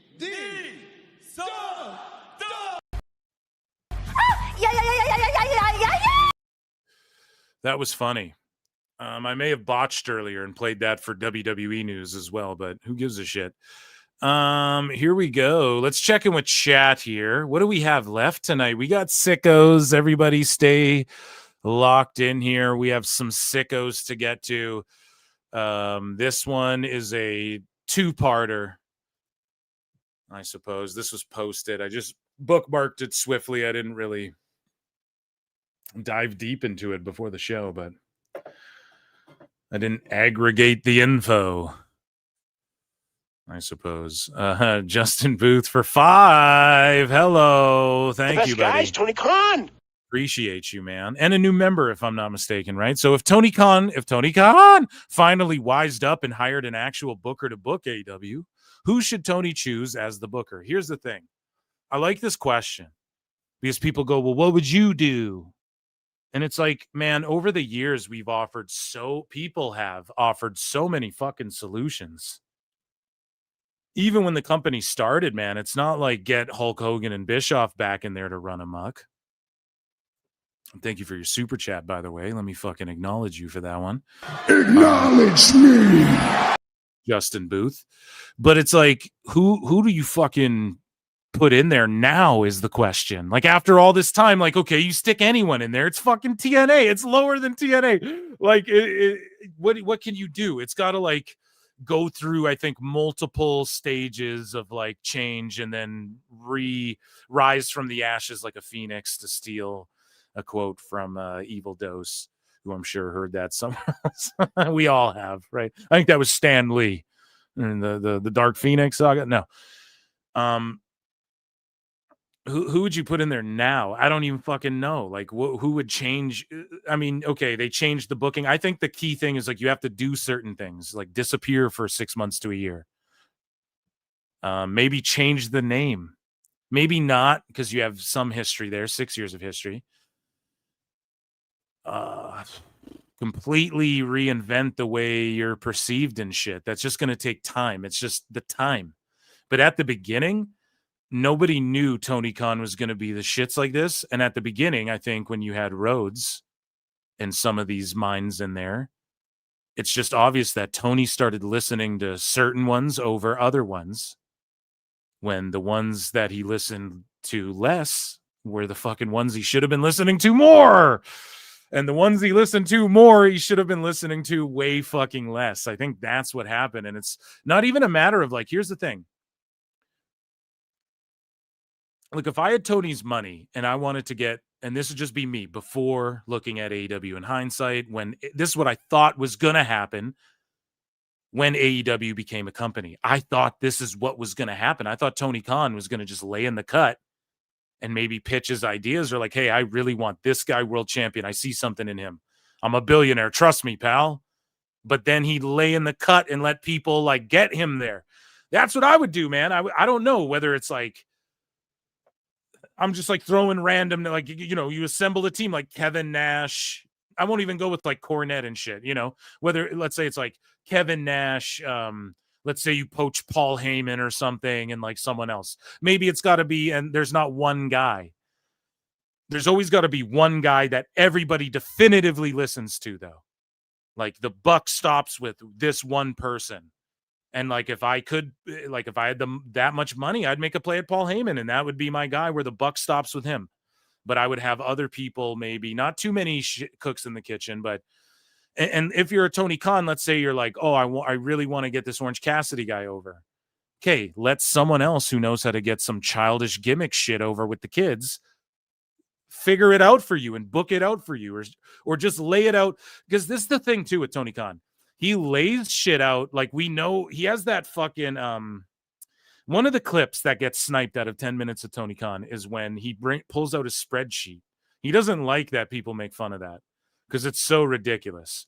And on that NFL Films thing, you see that fucking big NFL board he has, and he's wearing a neck brace, and everyone's sitting there like, dude, this kid is picking like an undrafted 7th rounder for his fucking team to appease himself, or for his dad to appease him, you know? It's not serious. And with the wrestling thing, when he's on Mark Maron's podcast and he's like, oh, I fucking the chart's this way, then I flipped it upside down. And then the clip with him and Sammy Guevara in that room with like 700 empty soda water bottles. And Tony's like, well, you see, I got you here at Full Gear and I got you over here in a triple threat. And even if he's like, dude, I want to see Guevara and Jericho team up in a faction. And then after a long time, I want to see Guevara get out on top and like come out as like a main event guy or like a mid to top guy. Okay, Tony, that's your idea. That's great. Tell that to people who know how to do it and then give them the money to fucking get you there and just get out of the way. That's what he should do starting now. And things could turn around. He should have did that at the start and things could turn around. But he wants to have his fingerprints on. He's spread thin like Vince. He wants to, no, I'm a part of the NFL. I'm a part of fucking booking each and every show, and I'm there at each and every show. It's not good. Great question. I love that because it's a question that's like needs to be asked every like few years because it's not like it's not the same as when AEW started. The answer's different then. Fucking put Jim Cornette in there or whatever, right? Like it would be easy to say some shit like that. But now it's like, how do you bring them back? I don't know, man. Paul Heyman knows how to fucking get people behind him, but I don't think he would ever leave the Fed. I just don't think that would ever happen. Paul Carpenter has been a member for 5 months. Paul Carpenter, thank you for your membership. Round of applause.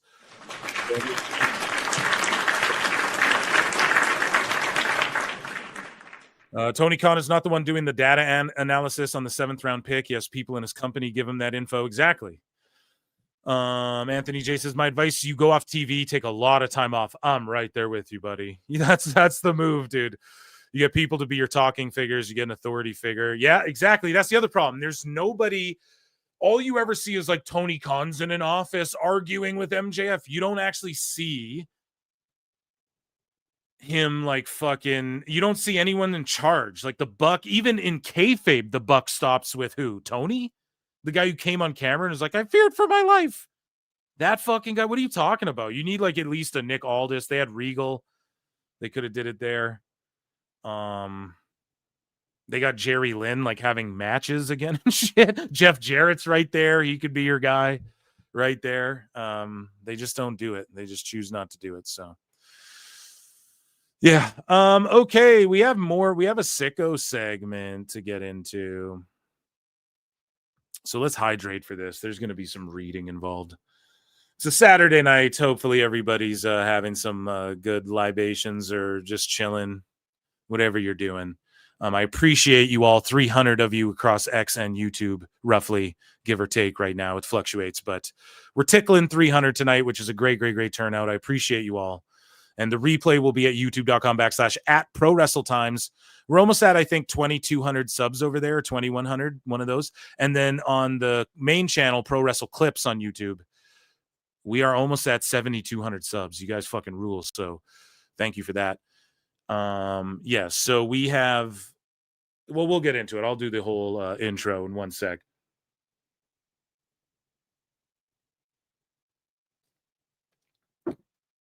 Okay. A couple brewskis tonight.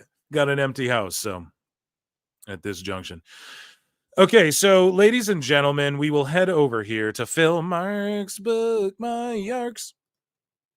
And it is time for, and smash the thumbs up. Yes, I love that. Encourage everybody, smash the thumbs up, because it is time for nobody's favorite segment, and it is called the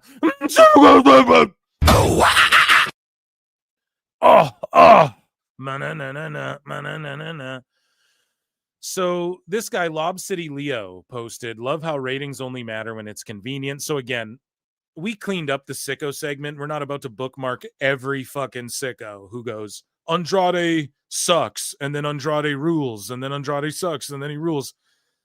And then ratings don't matter. Ratings matter. We can't play this game. We got to stop doing that. This just wastes everybody's time. going over each and every one of these sickos. But here's just one example. Here's some photographic evidence. It's happening. This gentleman here says, who ultimately cares about Dynamite ratings? It was a great show. That's all that matters. All this fan discourse is not to be taken seriously. They're not TV execs. Dynamite still ranks 6 for the night. Cable is dying, and how they measure ratings has changed. Relax, people. Hey, relax, guy. And then this guy says, ratings are way down. The champion is calling for fans to complain to the network. So true. That's in relation to the Hangman Adam Page story, which we covered earlier in AEW news. So this gentleman here, Slick, I guess he gets a plug here, says, love how you ignored WWE's plunging ratings on Netflix and USA Network. AEW has maintained being in the top 10 with its 2 shows all year, while also being simultaneously on Max. You haters need to learn how ratings work, or you sound like dumbasses. It's super funny, people who don't know how ratings work talking about how ratings work. And I'm the first to go, here's some other people, what they're saying about, who are smarter than I in this regard, talking about how this works. It's pretty easy to do.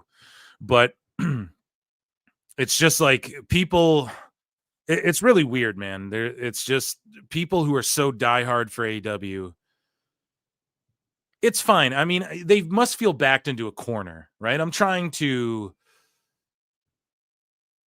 feel for these guys. You know what I mean? They just must feel backed into a corner. I know Dave does. But Niccolo Piccolo, speaking of TV execs and agents and all of these sorts of things, right? He wrote part 1, The Sickos, and this is a thread. There was a part 2 as well. It was in the fucking timeline, so I bookmarked these, okay? For the show. We're going to take a gander. The Sickos, the Prophet, and the Scoreboard. And then he plays some fucking... Is this just fantasy? So playing some Bohemian Rhapsody for us. And part 1, The Sickos. So Niccolo Piccolo had this to say. They call themselves fans, but what they really are is a reflection of the modern attention economy. They don't follow the product, they follow the feeling. They don't debate to learn, they debate to belong. They call themselves the Sickos. I'll give them a fucking drop. We'll give them a drop. What's fascinating about this group isn't what they watch, it's how they attach themselves to it, right? This applies to a lot of other sections of society and shit. It's not just pro wrestling, but they built an identity around a brand that treats their loyalty like fuel. Every win or loss in that world is a personal one. Every critique feels like an insult. They don't see it as business. This is what I mean. I get all these fucking sickos like AEW Shield. He'll respond to some of my posts about AEW and he'll be like, oh, but WWE Speed got kicked off X. It's like, yeah, I don't give a fuck. Like I shitted on Speed before this last PLE where they changed the lights during that match. And I was like, that's different. I like different, you know? Before then I watched the first Speed tournament and I was like, not for me. It's for like short attention span. Fucking, I get it. Right. In the age of reels and all that. Oh, you know, they kicked fucking Speed off. Who gives a shit? I don't give a fuck. Like, that's not what we're talking about. Like, I don't care. Right. I'm not a fucking E-drone the way you honestly think. My name isn't WWE Phil. My name isn't WWE Wrestle Times, right? Like, unlike you fucking AEW, whatever the fuck. Just shut up, you know? We're just not on the same level. So Nick says, in their mind, they're underdogs fighting the machine. Man, the rebels stand against corporate polished data and power, man. They imagine themselves as David, forever slinging stones at Goliath, but the fantasy has a cost, because the more they define themselves as the little guy, the more powerless they become. They talk about authenticity like it's oxygen. The word comes up again. I'm just looking at fucking this South Park meme. Real wrestling. What a great episode, dude. That's the thing, man. Like, I'm a huge wrestling fan. I laugh my ass off at the WWE South Park episode. I laugh my ass off when I love Ben Affleck. I laugh when they make fun of him and J-Lo and shit. There's some people who are so triggered that they're making fun of Trump and shit in the new season. And it's like, I get it, guys, but like, come on, man. You gotta laugh at shit, even if it's ridiculous. That's what South Park is. Like, it's just a ridiculous, outlandish fucking show. But either way, that was just popping me. The word comes up again and again. Real wrestling, real storytelling, real passion. But authenticity isn't a business model. It's a mood, and it's a convenient shield for failure. Right. And it's a boost, I would say, for success as well. Like people who are just trying to authentically be themselves, you know? But it can be a shield, and it isn't a business model. You know, it can like reinforce a business. It can even lead to a business's demise sometimes. However, it isn't the model itself. I like that Nick points that out, you know? If something doesn't work, they tell themselves it was too real for the masses, man. Exactly. Every movement needs a prophet. There's found one in Dave Meltzer. For decades, he's been treated like a scholar for the squared circle, the voice that gives legitimacy to what they already believe. His ratings and newsletters become sacred text. Sacred text. They don't want to verify his information. They want to be validated by it. Dave Meltzer's authority gives them permission to feel smarter than the people actually making the decisions. Boo-boo, smarter than the average abaya. They crave access, even if it's imaginary, a rumor in a Discord, a friend who knows someone who once worked production. Nick, it's less than that. It's Dave saying, "Who's at Raw tonight?" And then fucking whoever DMs them first. It is that bad, bro. But you're spitting, okay? These are bars. You're being poetic here. A half screenshot of a contract. They collect fragments and build castles out of speculation. The illusion of proximity feels like power, even though it's not. Yeah, that's why I say don't tell me shit. I'll just say it. Like, I don't want to be a dirt sheet. That's like being a journalist. That's like there's responsibility in that. You don't want that, you know? If you don't want that, rather, don't go down that road. Don't go down that road. So Nick says the real irony is that the competition itself has become their religion. They don't watch for stories or athleticism anymore. I'm just being honest, folks. They watch to win arguments. Rivalries aren't creative. They're tribal. And hey, me and Alfred talk about this. I'm all for the tribalism. I'm all for AEW versus TNA. That's a war I can get behind. And the sickos have an argument when they go, nah. Like, I'm not just only gonna, like, if we're looking at numbers, if we're looking at CW and TBN and shit, I'm going to keep the same energy for TNA when they announce their TV deal. But we're going to stack AEW versus TNA. We're not going to do this fucking WWE. WWE is just its own thing. And I know I've said that in the past, but it's because I'm jumping the gun because, again, Phil don't miss. I've been fucking anticipating. No, I'm just putting myself over. But, like, I've been anticipating this like many have. Not the only one, guys. You're not the one, but you're the only one. So Nicolo Piccolo says when someone steps outside that binary, when someone says maybe this isn't about sides at all, they short circuit. Without an enemy, they lose identity, and nothing exposes that insecurity faster than business reality. I love that, dude. Without an enemy, they lose identity. It's so true. You're a poet and didn't know it. Eminem's writing that down right now. Jack Harlow's writing that down right now. No, but it's true, dude. It's true. Nothing exposes that insecurity faster than business reality. Bring up rights fees, international licensing, ad inventory, or streaming economics. The energy shifts instantly. Numbers ruin the myth. They don't want to talk valuation or leverage because the conversation reminds them they're fans of a product, not founders of a revolution. Inside their online culture, humor is the password that keeps the club exclusive. The slang, the memes, the irony, it all works like a handshake. Inside their online culture. I think that's most online culture, though. I'll say that to Nick. I think most online culture is like humor just to like elevate your side, you know? Words like shoot, work, or copium aren't just jokes. They're markers of belonging. Outsiders who use those terms accurately trigger panic because precision feels like intrusion. The humor is a mask protecting fragility with irony. Yeah, dude, look at my YouTube comments. There's also a deep paranoia baked into the subculture. They accuse others of being bots or corporate plants, all while acting as unpaid PR for the very machine they claim to rebel against.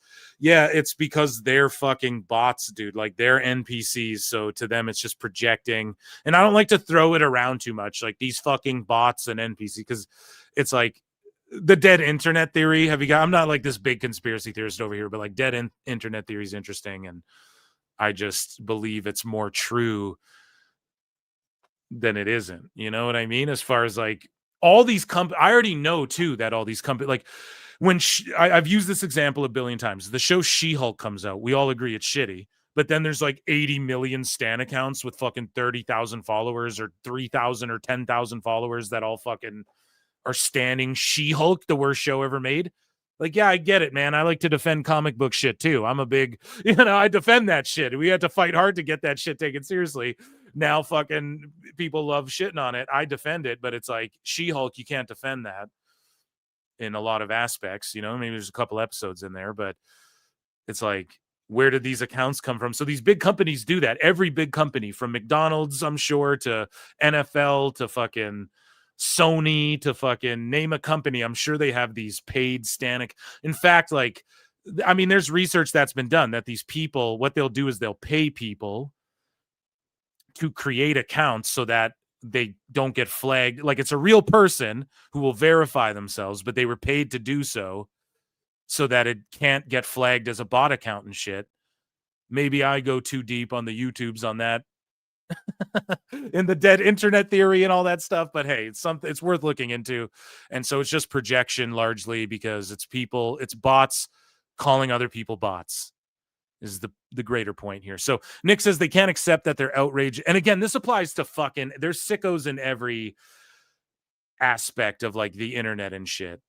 It's just in the IWC, it's defined like there's sicko NBA fans and there's people who hate on like the Mavericks or something, let's say. But there's 32 teams. In WWE and pro wrestling AEW terms, there's really like the two teams right now. That's why it feels as though, I think that's why some of this shit feels as though it's unique to pro wrestling, but it's really not. It's just that like when the MMA bros are debating, they have like 600 people on the UFC roster to debate about and shit. In pro wrestling, it's really just like, okay, we got WWE and AEW. Everything's clearly below that. And then there's like TNA that could creep in. So that's why it seems like them and us. And that's why a lot of people use that vernacular. When you go into other areas of like the internet and Twitter, YouTube, whatever, this is happening everywhere, but it's not so like there's not just two parties, right? It's like you might have 10 fucking, I use the example of NBA, for instance. You have 32 teams you can argue about. You got 82 games a season you can argue about.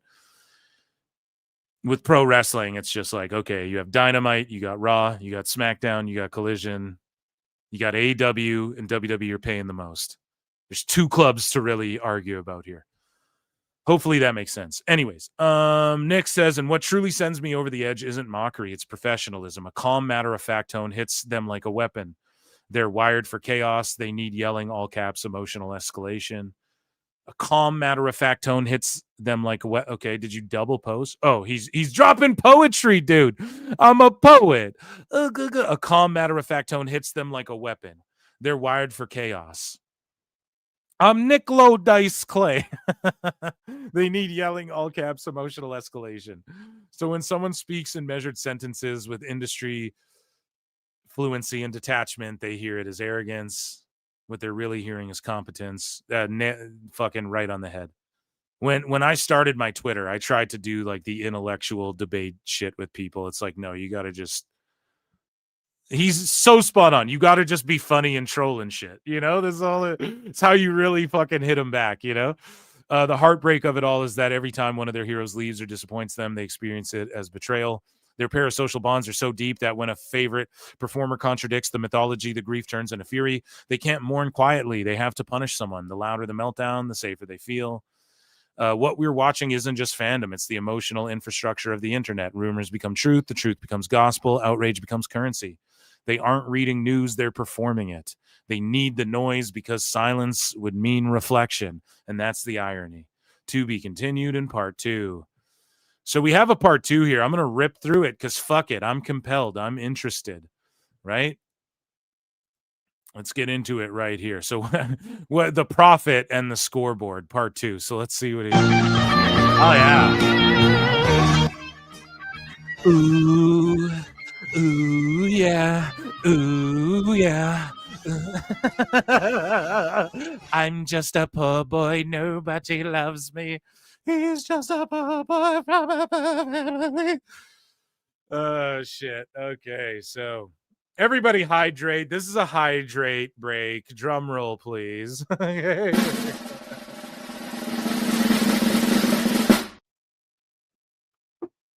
So, the sickos, the prophecy, and the scoreboard. The prophet and the scoreboard.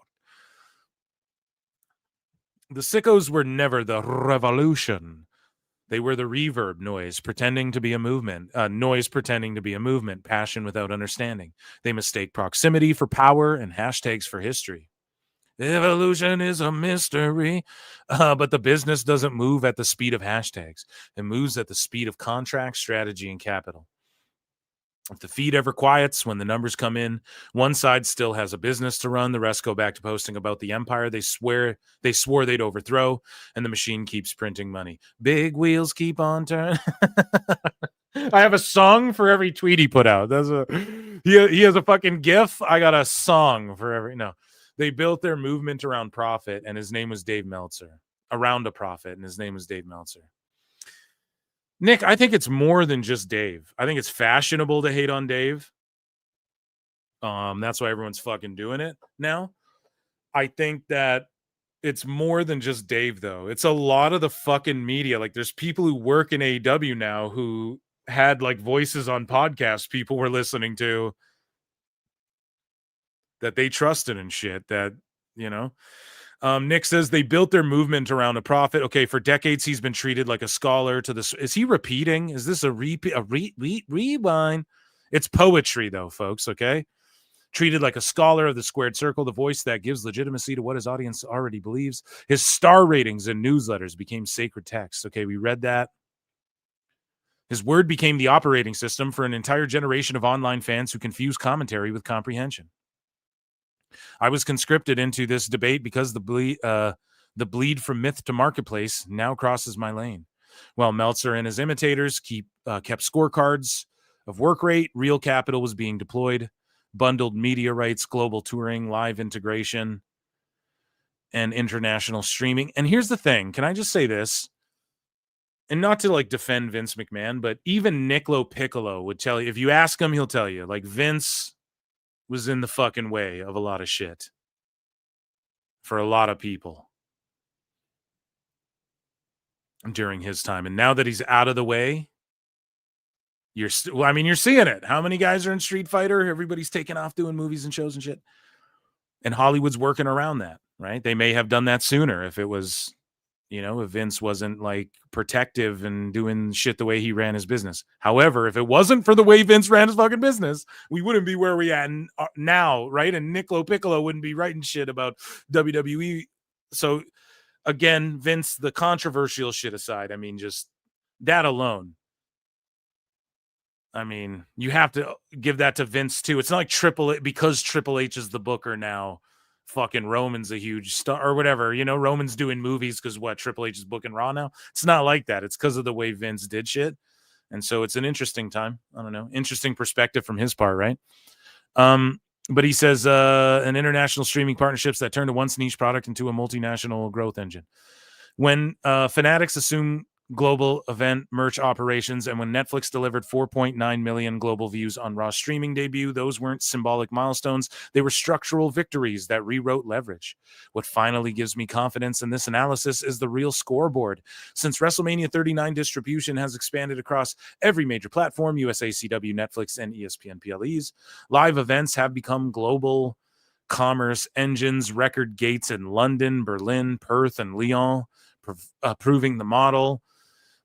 And also, I mean, some of that has to be like nod of the cap to UFC as well and Endeavor and shit. And I'm not saying they should, like, I've put it over innumerable times. UFC copied WWE in that, right? However, we're at a time where you're starting to see like WWE copy some of the fucking footsteps of UFC in some ways, and that's just because what TKO has been able to do with sports and entertainment. So I digress, though. I'm just I'm just trying to add some commentary to this. Nick is spitting. He's just dropping bombs, okay? The Fanatics partnership transformed. To me, the Fanatics thing is like one of the biggest fucking things to ever happen to WWE. I think that's one of the, just sports in general, I think it's one of the coolest fucking things. Whoever came up with that, hats off to you, sir. Transform, like whoever's behind Fanatics, fucking hats off. Transform merchandise into a vertically integrated retail operation. This isn't speculative storytelling, it's corporate Dave, here's the problem too with Nick saying all this. Dave would just go, yeah, but of course. But I mean, AEW, I mean, Tony Khan has so much money. The best guy is Tony Khan. He would just be like, yeah, but I mean, this all goes without saying. That's what he would say, dude. He would just be like, well, I already know all this. No one studied the business more than me. If I was Dave, though, I'd be reading this on his show because he needs to learn this. Like, it's not that I'm sitting here going, I already knew all this shit, but it's like, yeah, Nick is like, if he's gonna say all this, listen to what the fuck he's saying as far as like this is concerned with when it comes to like the rights deals and all this stuff. Again, I've said it a billion times. If I'm Tony Khan, who was it again? What's his name? Werner von Braun. He was a Yahtzee, right? Like a big Yahtzee in the WW2 days. And he had there's fucking crazy stories about him. And NASA scooped him up, man. The US government was like, look, dude, we got to fucking, this guy's got, he's Lex Luthor. We need to like get him on our side. Right?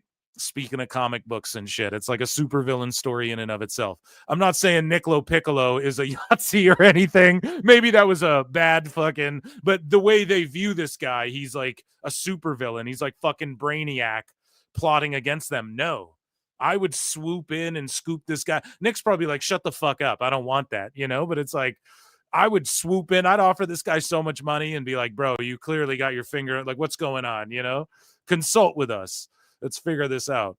Instead, Dave's just like ignoring him and then respond. Dave's been responding to Nick through tweets where he's responding to other people, but it seems like it's to Nick. At least that's my opinion just from reading it all online. I feel like he's done that to PWT as well, but who knows? We know he's responded to people with flutes in the chat and with the Blue Sky account that was like, I love PWT and play flutes or whatever, right? And he responded to it. He's like, that's not me. So who knows? But he's aware of Nick for sure, 100%.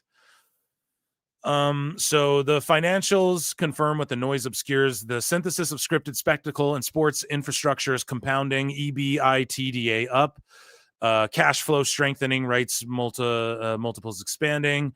The narrative that this is hobby theatrics collapses under its own irrelevance. Meltzer's mythology trained people to look for truth in rumor. The market now finds truth in scale. Yeah, I mean, it's just being able to look at data, and we all have instant access to information. So it's just harder for Dave too. He used to just work internet marks and shit. But now there's sources that go above his head, and he can't deal with that. And this is precisely why Meltzer needs to be called out. We should have did this on Dave Meltzer's dumb moment of the fucking week. This should have been part of it. I guess we'll fucking run a flute right here, even though this is this isn't the official show, guys. Okay, the show's still Thursday nights at 8 p.m. Eastern, 5 Pacific.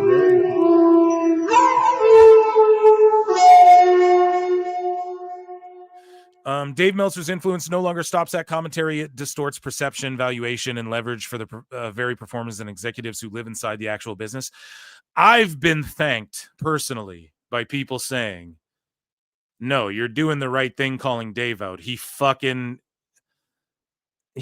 with people's jobs and shit, man. Like, he can influence people getting paid more than they should and shit. Like, it's not right what he does.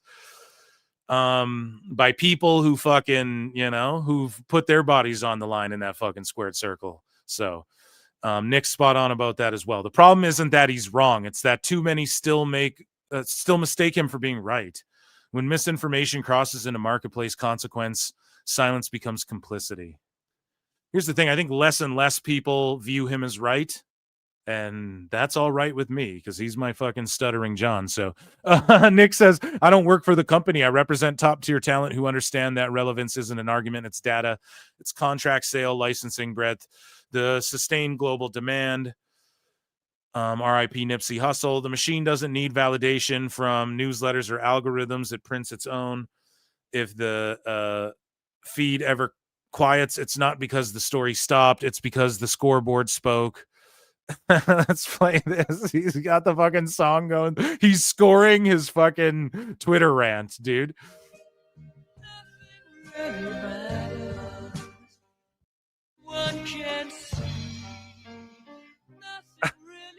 Nothing really matters. Nothing really matters to me. So hustle, dumb it down might confuse them. This ain't that weirdo rap you motherfuckers used to. See, bro, if you ain't live and die by the street code, been through all these motions up and down like a seesaw, I can never view you as my equal. Fuck, I want to hear you see defo. Philly, class is in session, so you can stop guessing. Oh, shit. Even though Nipsey was West Coast, man, but fucking Nick, I think, is from Philly, right? 100 pro flow, run and shoot pro, 458. Let's fucking go, man. So Nick just dropping bars. I mean, I guess that was a mixture, a little daddy magic taste of Dave Meltzer's dumb moment of the week. But most importantly, what it was a oh my goodness, amazing stuff. Round of applause to the PWT universe. An amazing show.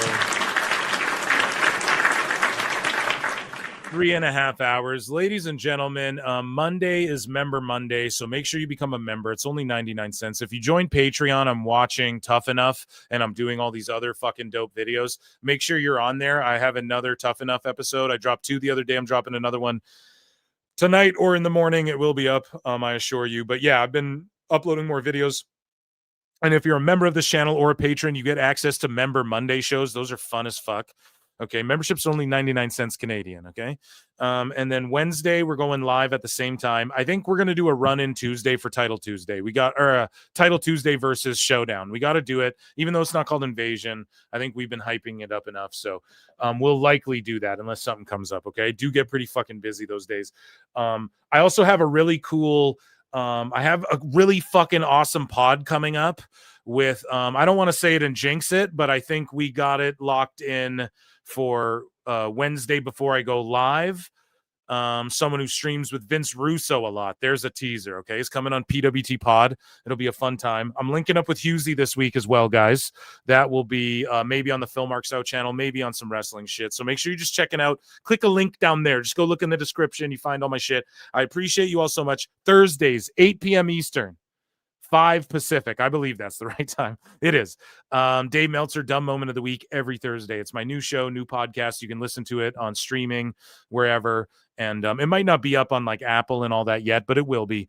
And then, yeah, of course, you guys already know the live show Wednesday and Saturdays.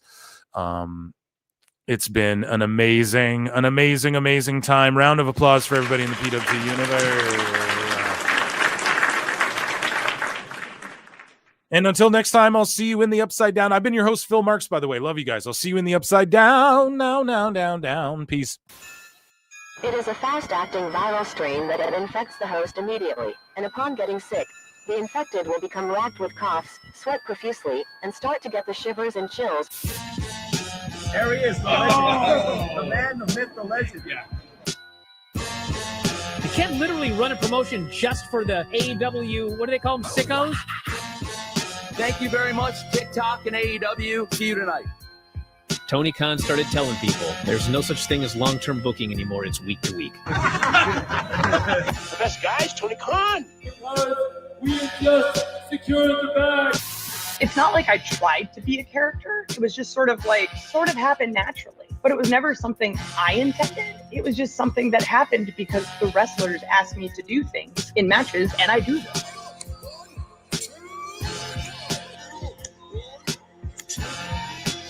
If you run a promotion just for the sickos, you're going to do 400,000 viewers eventually. Effing melts. You know that SmackDown actually went over and everything? Yeah. You know, What's the point? the point of SmackDown. What are you getting at here? That the DVRs didn't pick it up. Did they not pick it up? Mine didn't. Let's get into everybody's favorite moment, and it is called Dave Meltzer's Dumb Moment of the Week. What What would you like to listen to in your ears? I'd like to hear the flute. Well, if you'd like to flaunt your flute, then we can find you a flautist. We have just secured the bag. It doesn't help me. Okay, so complain, but I will complain. let me have my misery. And when I heard that, I was like, what? Thank you, fuck you, bye. Boom.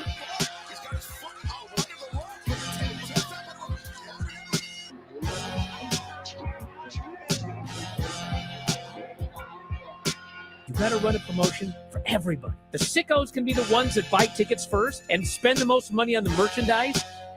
Because we have just secured the bag. But like, you gotta promote for everybody. Then you'll have a lot of viewers. I think we proved a lot of so-called experts. We made them look like idiots. We're not going anywhere. Tony Khan's not going anywhere. You'll also be there on TNT. You'll be in 2 places at once. It'll be a lot like my favorite movie. Time. It's so great, Pittsburgh. It's not like I tried to be a character. Sort of happened naturally. The best guy's Tony Khan. Keep themselves safe.